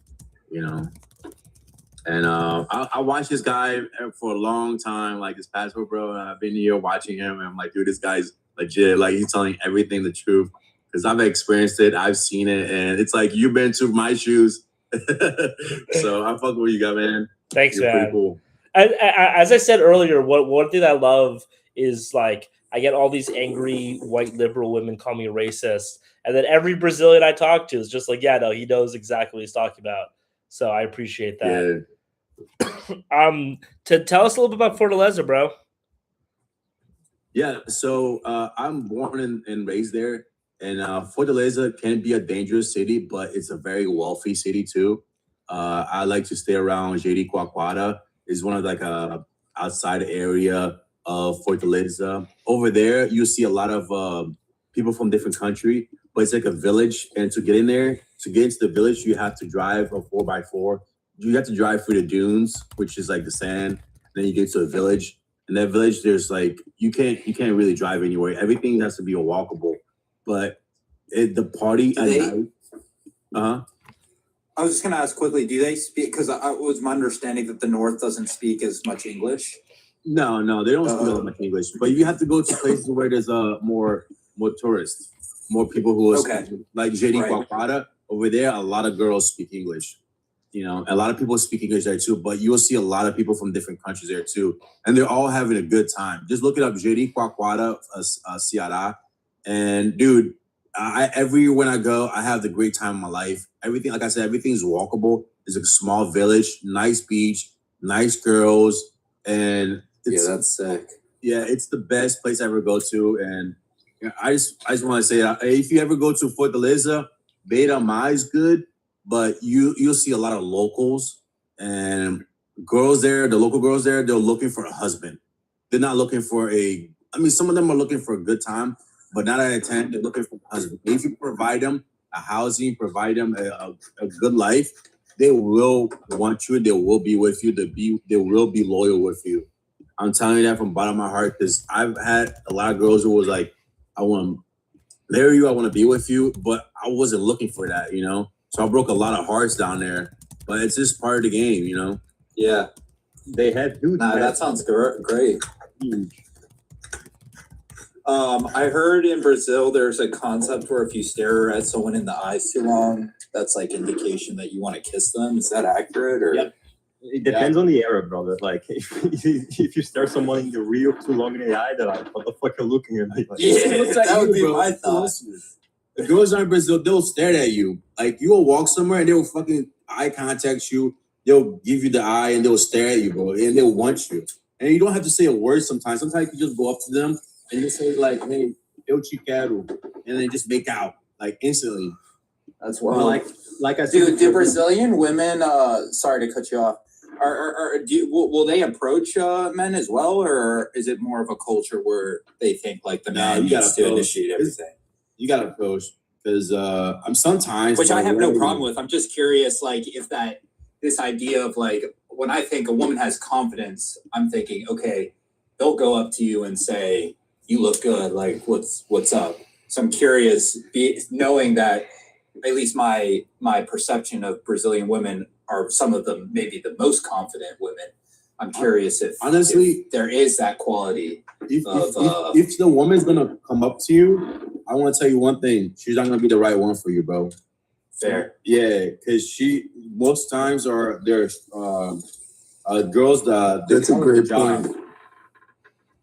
A mulher do programa, isso chama, we call it moleque programa. Those are the girls who will want money and they'll approach you. They'll be nice to you, but. Do you think that's maybe Paulie, you can answer this? Do you think that's across the board for South America? Yeah, I mean, if a woman is approaching you, it's probably with the intentions of trying to more or less take advantage of. Yeah, 100%. I would say like the thing about the confidence is more in the way that you interact with them. You have to realize that like you're like when you're talking to a Latina, your talk is kind of somewhere in between a dance and a fight. You know what I mean? And so you have to be able to be on your toes and have the confidence to communicate with them in an effective way. A lot of guys, especially American guys, aren't used to that. So they back down very quickly, right? And a Latina doesn't want you to back down, right? If she like metaphorically slaps you in the face, She wants you to slap her back. You know what I mean? If Yeah, she's just that's very like, true, yeah. like for example, what will happen a lot is that Wait, if you said metaphorically, right? yeah, metaphorically, yeah. So Okay. so like one thing that like a Latina will say a lot to you, especially if you use kind of like a corny out of the box pickup line, is if she'll say like, did you say that to every girl you talk to? Right? Latinas love saying that, right? And a lot of Right. American guys will kind of freeze up and just be like, no, no, no, no, no. You gotta be like, yeah, because I don't really know you yet. So, impress me enough and I'll give you your own custom line. Something like that. You know what I mean? Like you want to throw it back in your face. You don't want to shrink away from the confrontation. Yeah, no, for sure. Yeah, I'm going to Brazil this year, but I haven't picked a month yet. I don't know if Paulie, you do anything like if get a group together. Oh, that'd be awesome. Have you guys gone to Carnival? Oh wait, you were saying Carnival is overhyped though, right, Paulie? Don't go to Carnival in Rio. You can go to Carnival in other places. Carnival in Rio is basically just a bunch of gringos and a bunch of Brazilians who are ripping them off. You're not getting a real Rio de Janeiro experience. You're not getting a real Carnival experience. Most of the other people are going to be drinking with. My buddy, really cool guy who's in a wheelchair, went to Carnival in Rio, and he got robbed in his fucking wheelchair. And they stole his laptop and stole everything. And I'm like, that is some Feel bad for laughing. That is savage. Yeah, that's pretty fucked up. I can't lie. Hold on. Why did he have a laptop at Carnival? I mean, no. Just during the trip to Brazil, his laptop was also stolen. Oh. Yeah. Yeah, I feel like I'd be even more fucked up if they like stole his fucking wheelchair.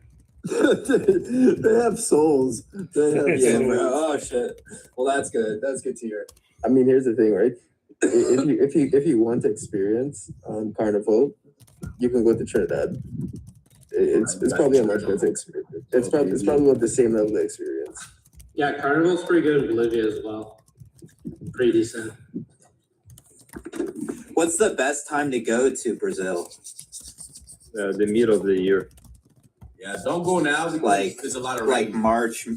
March, May, like that middle. My, like my more like favorite June, time July? to travel Yeah, anywhere July. is always the off season. Whenever everyone else says don't go is when you should go. I think July is the best time to go to Rio de Janeiro. A lot of Brazilians would just be like, it's so cold. And then you look, it'll be like 85 degrees. I was on the beach with this girl in Rio de Janeiro in Copacabana, and she was just like, it's freezing. It's freezing. I looked at my phone. It was 91 degrees at the time. But, she's Brazilian. All that to say, like, on the off season, everything's cheaper. You're not filled with tourists. And, it's just, I think everywhere in the world is better during the off season. I go to Thailand during rainy season. I go to, Japan during monsoon season. It's so much better. That's my off season rant, and I'm right about it.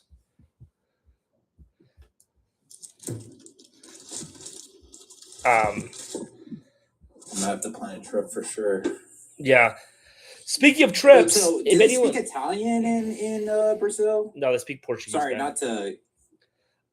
But like obviously that's the main language, but I'm like the Italian part because that just sounds like a dope ass combo. So I'm curious, like for the Italian and Brazilians, like do they also speak Italian or? it's no, more but like lineage? there's a specific dialect in Rio called Cariocash, which is funny because it's spelled Carioca, but they pronounce it Cariocash, which is like its own specific dialect of Brazil of Portuguese, where they just add a bunch of shushes and chus to everything. Cactus, do you speak Carioca? Yeah, because are you consider yourself a Cariocash, or are you like far enough away from it? Cariocash? I don't know that. Like, how do I turn my camera on? Like everyone's turning the camera on. Like I want to turn my camera on too.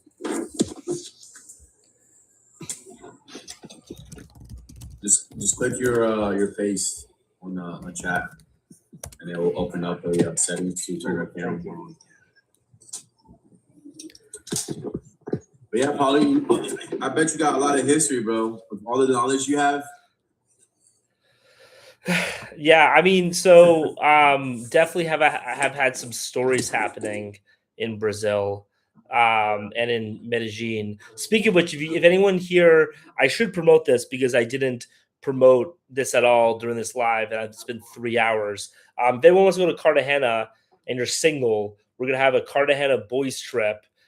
This is the yacht of my business partner. That's his yacht. We're gonna be staying in a penthouse. We'll be going on a yacht.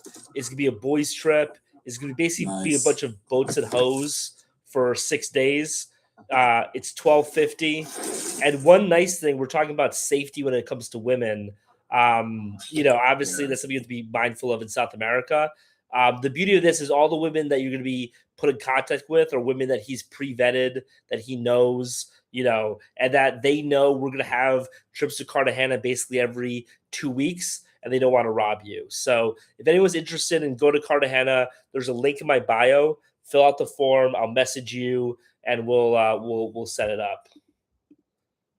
Man, that looks like fun. But yeah. Sorry, as I said, this has been 3 hours, so I'm kind of out of specific topics, but I'm going to stay on for at least half an hour more. I mean, I'll So keep asking questions. I got, if no one else has anything else, I had a question about I'll Colombia. keep but- firing them off. go for it, bro. I have one story I want to tell that I had in Brazil. Go for Okay. it. So like, All right. so every time I go, I always rent a car, which is, if you know the area, it's good to drive yourself. But one time I was with a whole bunch of girls in the car, and I don't lie, dude, I was super drunk. And we went from one party to another, and it was across a town to the beach. And bro, I started speeding. In Brazil, you gotta watch out the speed because most roads there are like 30 miles an hour, and there's photo sensors everywhere. But I was just, pretty drunk and didn't care. And I had 3 girls with me in the car, and me and my cousin too. And we were putting some body music, funky music. And I was going like, I think 80 miles an hour, which is like 120 kilometers in Brazil. And a cop pulled me over.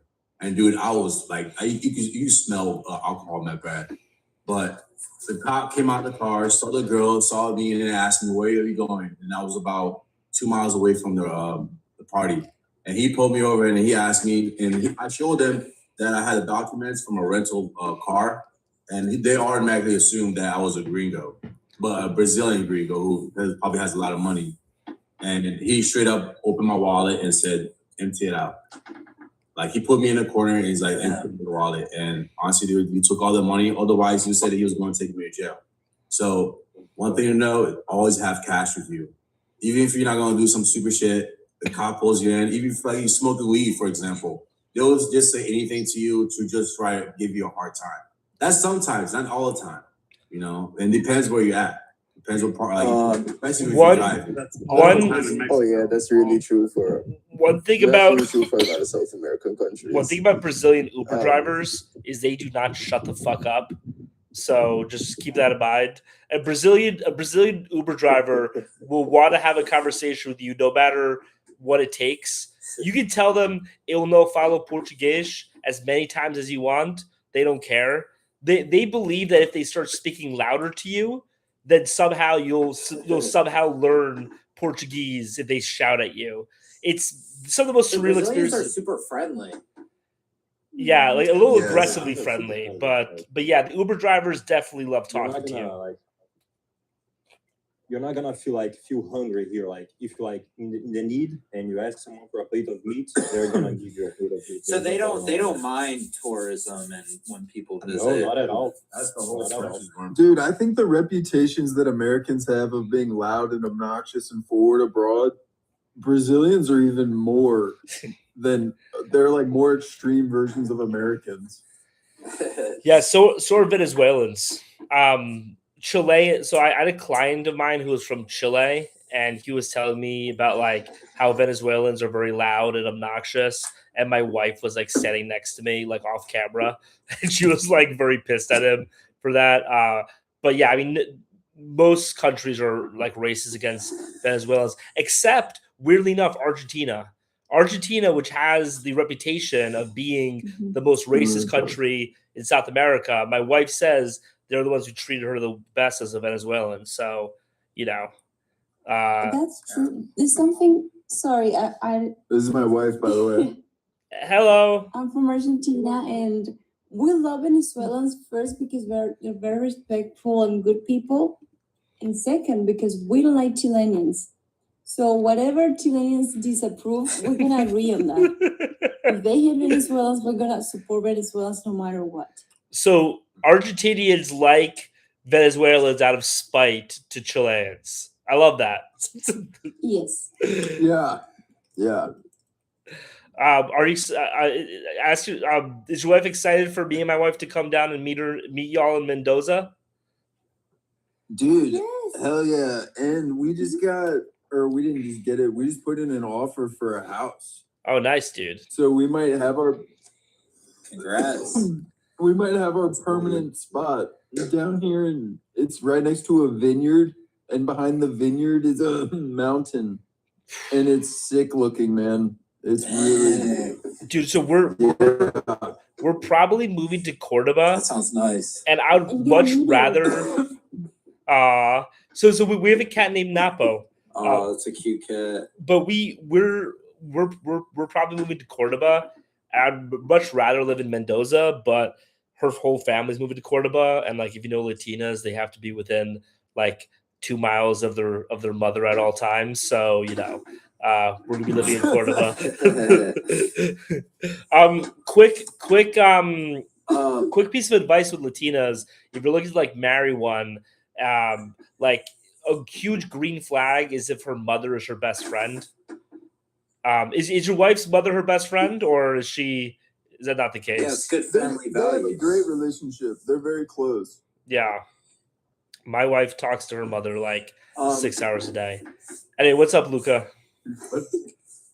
I was gonna backtrack a little to what Nomad was talking about, because when I was in Cartagena, I had a similar situation where I got stopped by police and they like checked my like wallet and phone.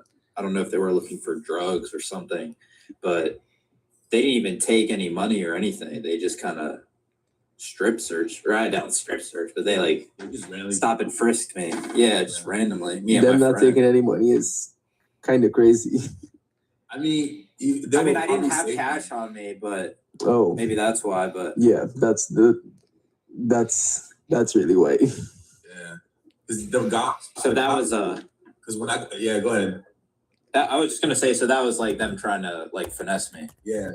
So yeah, that's true. Because when the cop pulled me over, he didn't ask for money straight up. He was like, "Hey, you gonna split that with us?" And I was like, "All right." He's like, "It's 4 of us. We're gonna split that with us." And that's him telling me that he wants the money. So he didn't just yank it out of my wallet. He talked to me, and then he's like, he's gonna say something, and if you don't understand it, and the best stuff you can do is just split with them. And I even took a picture one time with another cop. But these guys didn't even pull me over, because you will see some cops on a motorcycle with like machine gun, and they will literally pull a gun out of your face and tell you get the fuck out of the car. And These are real police, or are they they're like cops? They're real police. Yeah, because there's different kind of police in Brazil, especially where I live. Those are the federales, right? Yeah, federal or Ohio. They call it Ohio. Yeah. So I was in. Paulie, I got a question for you. What's up? I got a question for you. Where are you most scared of the police in South America or Latin America? Oh, Brazil. No question. I don't go to the police in Brazil. That's just. I mean, maybe you guys should go to the police. I don't know. I'm not going to give you guys advice, but me personally, unless I have to go to the police, I don't go to the police. It's just take it as an L and move on. Like you're just as likely to be like held up by the Probably police. safer too. Yeah. I was walking. I remember when I was in Vitoria in Espirito Santo, I was walking. There was this like steak restaurant that I went to every day for lunch. And I was walking there one day and literally like this car was driving. And then I saw 3 Federale cars jumping out of nowhere. And then they drew their machine guns on them. And then within like 3 seconds, they started firing. And so the street in Victoria went from being just like, if people don't know, Victoria is like a really, really calm city. It's kind of like, I can't think of an example, but like it's a really, It's a college really. city. It's what? It's a college city, like Yeah. College. What city? Sorry. Victoria. And it's Oh, okay. it's in Espirito Santo, and this calm street literally within by the way, no man, look, you can't smoke here. I have to remove you Oh, or shit. Yeah, okay, I'll turn off the camera. okay, cool. Yeah, so what was I gonna say? Yeah, the street literally turned into a fire. Crazy. What do you think of Sal? Has anyone been to Sao Luis? What do you guys think of Sao Luis? So Luis. Yeah, Paul. About that, when you were saying karaoke, I did not understand the question. You were saying about the accent, right? Yeah, I thought it was pronounced karaoke. Am I wrong about that or not? Carioca. Carioca. Usually, carioca is the someone that was born in Rio, but like, yeah, it's a type of accent. Like, Yeah. there is that accent, carioca. I But thought like São Luís it's a nice place. Like, there's nothing like huge there, but there's nothing. Nothing great, nothing bad. I think this live just got nuked. That sucks. Oh no, never mind. It's okay. Peru is safe. Brazil. I mean, we've answered this question a lot of times. Colombia is pretty safe, so you're fine. Yeah, Colombia. I didn't sense any sense of danger. The difference that I always think of between Colombia and Brazil is that the criminals in Colombia are fundamentally businessmen. So if you get in between them and money, they will kill you, right? But other than that, they're not really going to harm you unless they're trying to kidnap you, right? In Brazil, it's not like that. They're more about the lifestyle. So that's why I think Brazil is more dangerous. Peru, I don't think is dangerous at all. I didn't feel in danger in the slightest bit in Peru, but I might just be that brave. I'm just kidding. I'm not, but What do you think about using Tinder? Is it like using dating apps to meet them, or do you prefer meet them in the streets? I like Tinder. Tinder's a good place to meet people. It's perfectly fine, in my opinion. How would you see some red flags on girls that are like I don't know, maybe they're gonna charge you, or because I've heard stories where some dudes get like Boy Noche Cinderella, they get the drink spiked. Yeah. So how do you detect your a Tinder account to like kind of know, or like what would you say? Did you say before like Zoom FaceTiming them or on WhatsApp? Yeah, I wanted to ask you about the whole dopamine thing. Yeah, so there's a lot of things you can do, but like one thing that I actually think, and this is gonna sound kind of mean, but I think it's true, is that like a lot of the girls that are going to drug you are the ugly ones. Like the hot girls aren't really going to drug you that much. It's going to be the ugly girls that do it. And the reason why is because like drugging and robbing Americans is not a good long-term strategy for maximizing wealth, right? Like it's much better to either do pay for play or get a sugar daddy or all these other type of stuff, right?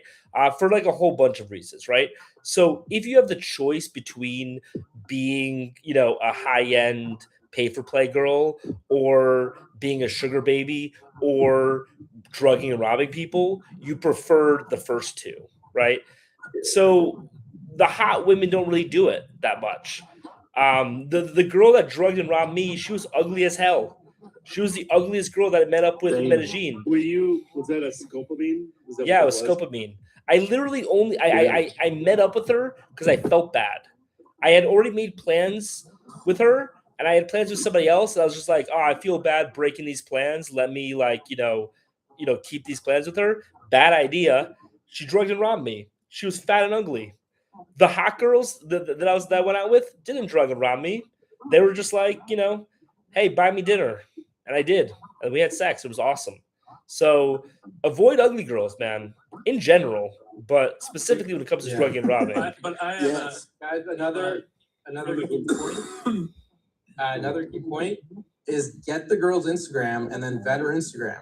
Is she just posting pictures by herself, or is she tagging the dental clinic she works at? Does she have pictures with her friends, with her aunt? Is she followed just by guys? Is her profile new and it's just all club pictures and like 8 posts in a month? That's the biggest thing. Make sure you get their Instagram before, bro. If she's in a bikini, not with anyone else in the picture, watch out. Yeah, that's good advice. Yeah, so you gotta get their Instagram, and then also like be smart why about is how they're that? talking to you, dude. Are they like, hey, I really want to see you tonight. Where's your apartment? Right? Or are they like, hey, I want you to take? Are they acting like a normal girl? If a girl is too interested in seeing you, if they're telling you which bar to go to, it's trouble. So just use common sense, man. But Also, on the they, scope thing, there's a Vice did a really good documentary years ago. It's called Devil's Breath. I highly suggest you watch it. You should be aware of what that drug does. Yeah. 2 friends of friends were robbed $20,000 because what you do is you log into your computer and you wire them money. You don't even know you're doing it. Yeah, it's harder now too, man. One of my buddies was doing day game, and he picked up a girl during the day, and she scoped him. Imagine that. Really? And what happened to him? What happened to him? They just took his shit, man. Took his shit. Luckily, he didn't have crypto. You know, but they took his shit. But yeah, was he in Medellin? Medellin. Yeah, it seems to be where it happens. Like if you go to other parts of Colombia, as Paul has suggested, it doesn't happen very much. Yeah, it doesn't happen in Cartagena anymore at all. Like I haven't seen, like a couple months ago before they took down the Lost Barbies in Medellin, I had seen 2, 3 a week where you were hearing about scopamine all around Colombia. I haven't been seeing it at all recently, and definitely not in Cartagena. Another key factor to look for is if she has kids, because if she has kids, she's not going to do it, because she's not going to risk going to jail and leaving her kids alone when she could do pay for play or just go out on a regular date. Another thing is if it's constant, every photo is like someone in a luxury place or in a bikini or on a boat, she's probably a pay for play if you're looking for a regular girl. Even if it's like just one photo of say. If it's just one photo, no. If it's just one photo, no. If But if it's like photo, obviously all their posts are very sexually forward. Yeah. If every picture is in a luxury apartment or different places, expensive restaurants, on boats, the first thing any pay for play girl does when they get on my boat is they take a picture on the boat immediately. It's the first thing they do. It's just, or the first time they get to my apartment, they take a picture on the balcony. Yeah. They take a picture in the bathroom. Every time. By the way, do you guys want to hear a funny stealthitude story? So I matched with this girl. It was actually in Hio, and we went out to this restaurant, and at this point she was like pretending like we were on an actual date, and she told me she had like a kid. I was like, okay, like whatever. So we kept on talking, and I had this huge stomach pain, and so I didn't eat a lot. And so, after we drank like a drink each, I was like, all right, let's just, part ways. And she was like, oh, you don't want to like go back to your place? And I was like, okay, like, sure, let's go to my place. And she was like, do you want to stop at the grocery store first? And I was just like, why are we stopping at the grocery store? She was like, just, pick up like a mango or something, pick up some wine. And I was like, all right, sure. So we get to the grocery store, and she takes out like a shopping cart. And I'm like, why do you need a shopping cart for like a bottle of wine and a mango? And then she proceeds for like 45 minutes to be like putting shit in the shopping cart. And she even at one point goes back and does a second pass through every aisle. Like, and she's not just putting food, like she puts like toothpaste in there. And like after like 20 minutes, I like went up to her. I was just like, "Wait, you don't expect me to pay for all that, do you?" And she was just like, "Yeah." I was like, "Ah, this is pay for play, isn't it?" And she was like, "Yeah, you know, you buy these groceries for me and my kid, and you get hit." And I was just like, "Well, now I feel terrible about Okay, this. she ran some game. Now I feel terrible." Just being honest, you know? He's not drugging you, you know? Well, dude, Whatever. I honestly like here's the thing, right? I don't know if this is actually like a moral distinction, but for me, I had it where I was just like, look, if you are a girl that has chosen a life of prostitution, and that is your main source of income, and yes, you're using that income to pay for your kid, that's one thing. If you're literally a girl who has no food in your house, and you're like, I'm gonna whore myself out tonight in order to put food on my kid's table, I actually feel kind of bad about that. So I was just like, look, I'm not going to pay for all of these groceries. I'm going to give you some, but I'm not going to hit either. And then I ended up getting her a taxi ride home because I felt bad doing that, but like she already went out, so like, she, shot her shot.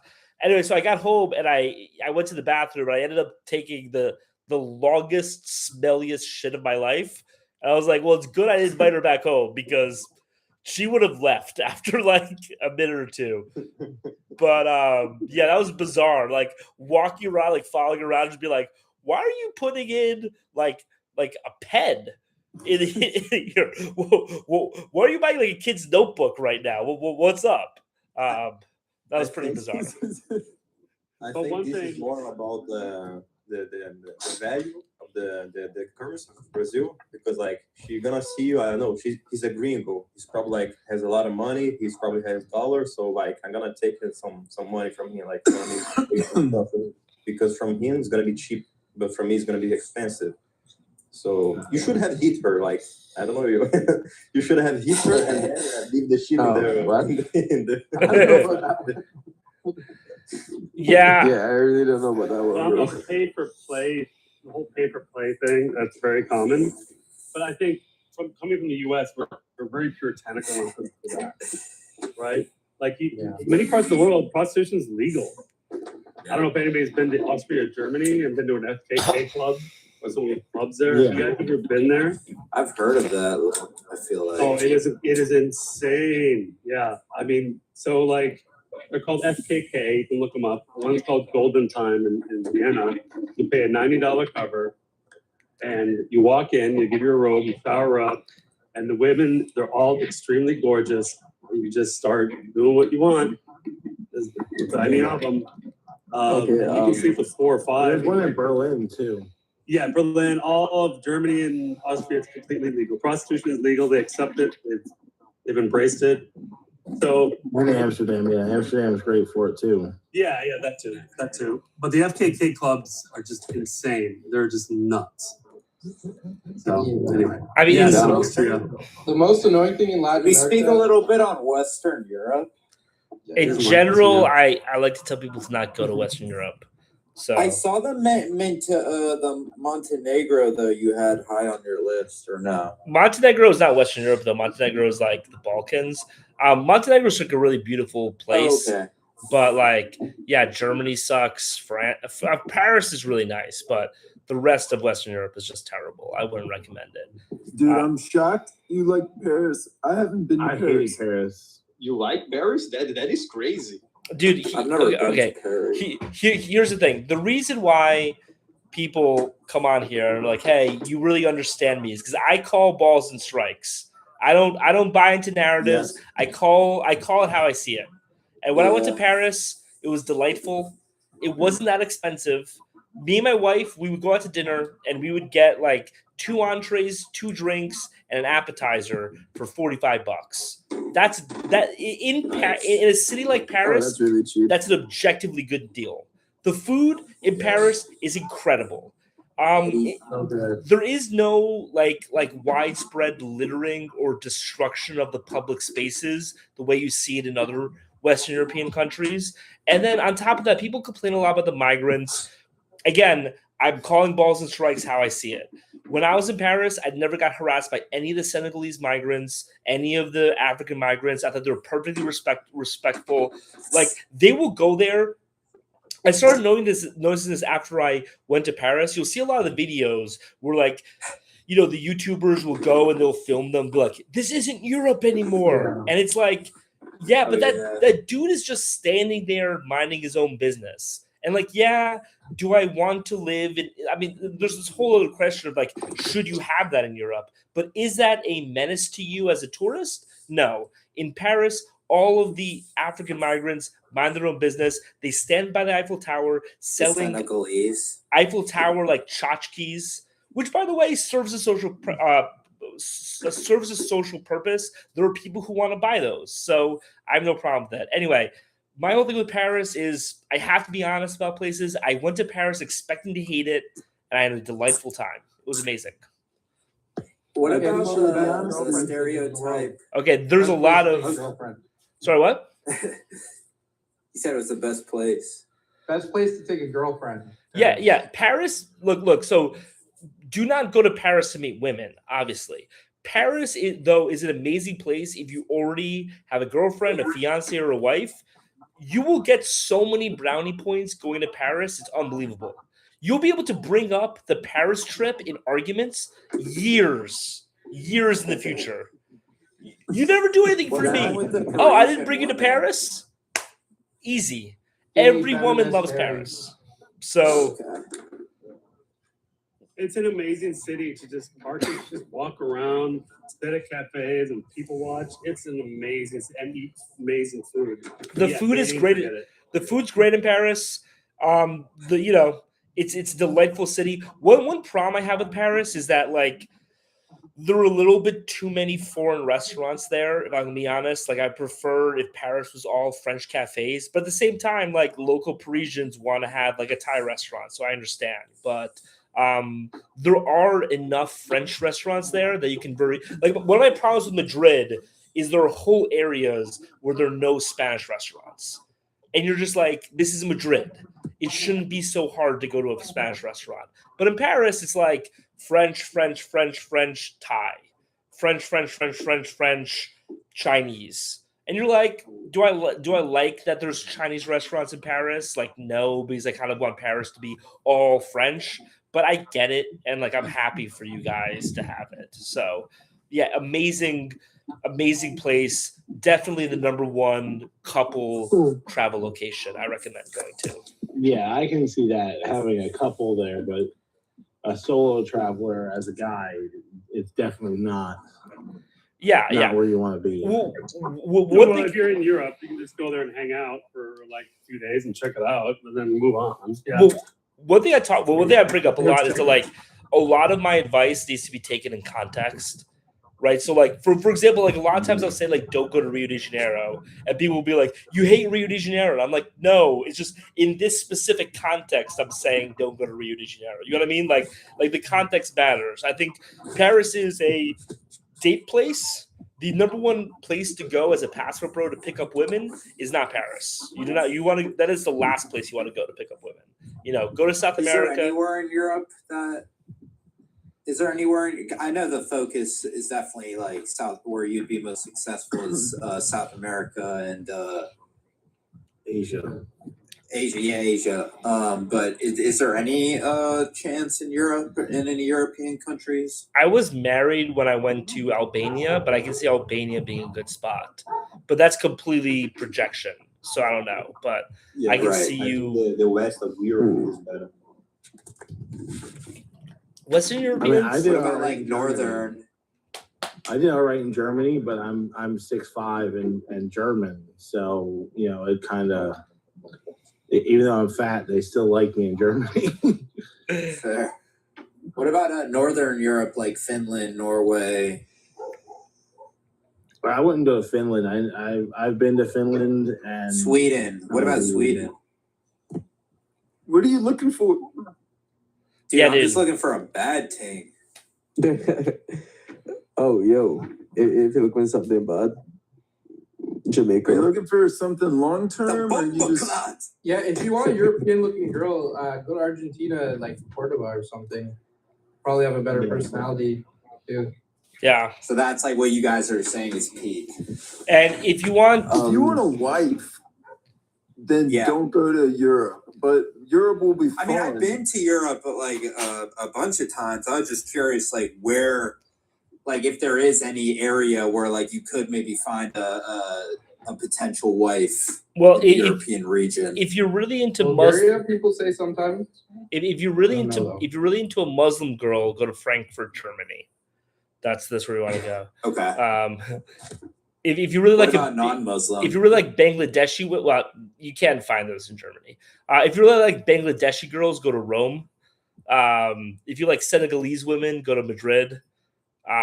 Yeah, I mean, it's just. But see, like, so there's no like true European like. No, I'm just talking shit. I'm just talking shit. But no, I get that. But I think there's an underlying truth to that though, because there is a lot of change going on. Let's say, because like when I went to Rome, like I don't even know how many Italians I saw. If I'm being real, it was either tourists or immigrants. Yeah. Across the Okay, board. Luca, I'll say this. Russians are everywhere. Every kind of woman is in every country. This is more of a numbers game. And in some countries, the odds are so stacked that we're like, just avoid. But there's still a minority of traditional women in Sweden and Denmark and Norway. It's just so rare that it's not even worth it. Where if it's, let's say it's 10% there, and then it's like 60% in South America, it's just way, way easier to find someone here. But, you know, everything does exist everywhere. And you have the blue-haired feminists down here too. So it's just a statistics game. Yeah, mainly in Buenos Aires is where the blue hairs are. Although there obviously are some in like I was gonna Mendoza say, there too. ain't no but- blue hair here in Colombia. Blue hair. Even the women that come here There's from a- America are the blue hairs. They stay away. There's actually no blue hairs There's in almost no blue hairs in the English-speaking Caribbean. I can say that. I can give you a perspective on Sweden. I visited Sweden. This is Matt. I visited Sweden in 2009, 10, and 11. And I know that it's been a while, but I had never seen more blue-eyed, blonde-haired people in my life in one place. And they're beautiful. They're beautiful. Yeah. And they know it. Now, I know a lot has changed. They've let in a lot of refugees. But I would think my experience is unless you're like very attractive, you're competing with some other very attractive males, Swedes. And Oh so yeah, that's a good point. I And would they're say tall too, right? yeah, but I would say you know, Like unless Jamie you pay Lannister. for play in Sweden, I would say probably don't try. But I think this is like they're attracted, like everyone there is blonde and have blue eyes, and the guys also have blonde and blue eyes. Like I don't know how it is today because I never been to Sweden. Like Is that true? The guys also are all blue eyed Yeah. and I think so does that mean you have an advantage almost if you I also look like think that?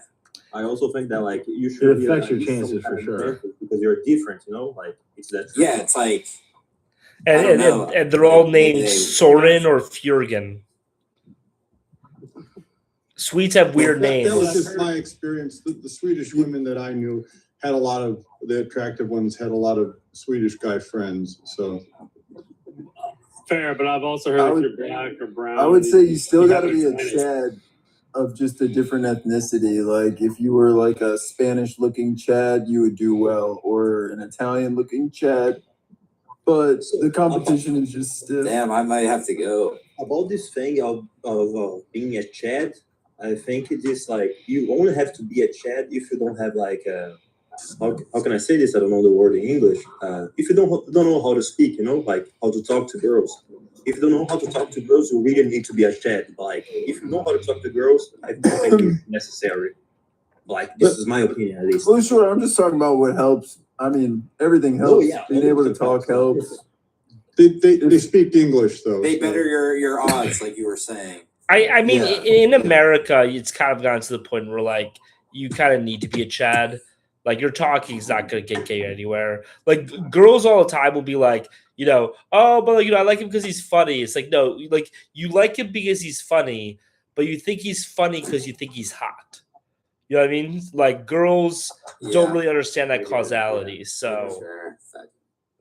When they say they like, I like the nerdy guy, but like the nerdy guy is like Henry Calvin with glasses. yeah, exactly. Right. Yeah. Right. They're nerdy guys, Arnold Schwarzenegger with glasses on. It's like that's not I mean generally speaking, like this could be people might get mad at me, but like I said this yesterday on the live, the easiest way to tell if a woman's lying to you is if her mouth is moving. Like when girls talk about what they're looking for in guys, it's always a lie. You always have to like do the opposite. It's not even a lie. They just don't know. They Yeah. just don't know. Well, Lying to themselves. I think it's kind of like this. Is like women pursue a specific set of traits, right? And so because of that, the other set of traits are scarce for them. And so they think that they want the other set of traits because that's what's scarce for them. But if you actually look at their, implied preferences, you're like, well, you're looking for the completely opposite set of traits, right? So a woman will be like, I want a guy who like respond to me. It's like, no, you don't want a guy who will respond to you. You want the guy who you like because he doesn't respond to you to actually respond to you. Those are two very different situations. Because I can match you up with a guy who will respond to you. You're not gonna like him. So yeah. I saw someone ask about Italian women. Does anyone have experience with like a true Italian? Because that's a nice culture My wife is Argentinian of Italian descent, so I think that's the closest probably on the panel. my wife is half Italian. She speaks Italian. Paulie has a great take on Italian women. I'll let him say it. Yeah, let's hear it. Who does? You. Oh. What's the take? About their ability to cook. Oh yeah. So yeah. So Italian women are like the best. Like if there was an Olympic sport for fucking and cooking, Italian women would win the gold medal every 4 years. And like broken my heart every time. it's not because that sounds tough. they're the best at screwing necessarily. I'd have to disagree with that. Hey, listen to the whole take first. Listen to the take before you disagree. Okay. So it's not because Got too excited. it's not because they're the best at each category, right? Like you can make an argument that Colombian women are better at screwing or Brazilian women are better at screwing, right? But Brazilian women are not better at screwing and cooking, right? Or like Chinese women might be better at cooking, but they're not as good in bed. Italian women are the best at merging these two categories together. And so the thing is, though, they're very passionate. Let's just say that. Of any ethnicity that's likely to murder you, Italian is probably number one. So, definitely look out for that. Region in Italy? Is there any region in Italy that you might have a good chance of finding an open Italian? I guess. So do you know about do you know about the demographics of Italy at all or not? I wouldn't say I'm a master on it. Let's say that. Okay, that sounds like a no. So just very basically, right? Like North Italy is basically Come like on, bro. Am I wrong or not? No, you're pretty close to it, but So North Italy is basically like France and Germany, right? Like they're much whiter, they're much taller. A lot of them have blue eyes. Northern Italians look down on Southern Italians. They're a lot richer. You have Yeah, I Milan, do know that much. Venice, all that type of stuff. If you actually look at Serie A, well, because all the economy is in the north, right? yeah, 19 of the 20 Serie A teams are in North or Rome, right? And the South is a lot poorer, right? The South is where you get that like hard olive skin. The South, you also have a lot of statements about them mixing with Africans and mixing with Greeks as well. So culturally speaking, they're two very different people. Southern Italians are more like Spanish. In fact, there used to be a kingdom called the Kingdom of the Two Spains that ruled Spain and Southern Italy for like 150 years. So Southern Italians are basically the Spanish, and Northern Italians are basically the Swiss. Is the easiest way of thinking about it. So all that being said, of the two regions, you're probably gonna have a lot better luck in Southern Italy than in Northern Italy. Does that make sense to everybody? Or Yeah, it makes sense. bit masculine and entitled. What are you talking about? They're not masculine. Yo, Calvin, you met Mike through Sharjeet. Did you know that? Yo, Hang on. what's Austin up to? Yo, so we're at this for 4 hours. I'm gonna see if we can do 5, or I might just like. Here's the thing: when this ends, it's gonna be very abrupt. I just want everyone to know it's gonna be like, "Hey guys, I've hit a wall. I can't do this anymore. Go fuck yourself." But as of now, we're still trucking. Okay. What's your thoughts on the English-speaking Caribbean? I'm talking like Jamaica, Barbados, St. Lucia. I honestly don't really have that many thoughts on the Caribbean. What are your thoughts on the Caribbean, man? Well, it's a great place if you're looking to be a passport, bro. The women are very curvy. Like if you want a woman that looks like Rihanna or Nicki Minaj, those are the places to be. Those are the places to go. I'm from Guyana. Oh, nice. Like Dominican Republic is pretty good. I've been there. It's really Is good. that where Heaven's Gate was? Yeah, I've been there as well. Is that where Jonestown was, Guyana? Yeah. We don't really learn about that or talk about it. Oh, okay. That's probably a good thing. It's like a little paragraph we learn in like grade 6.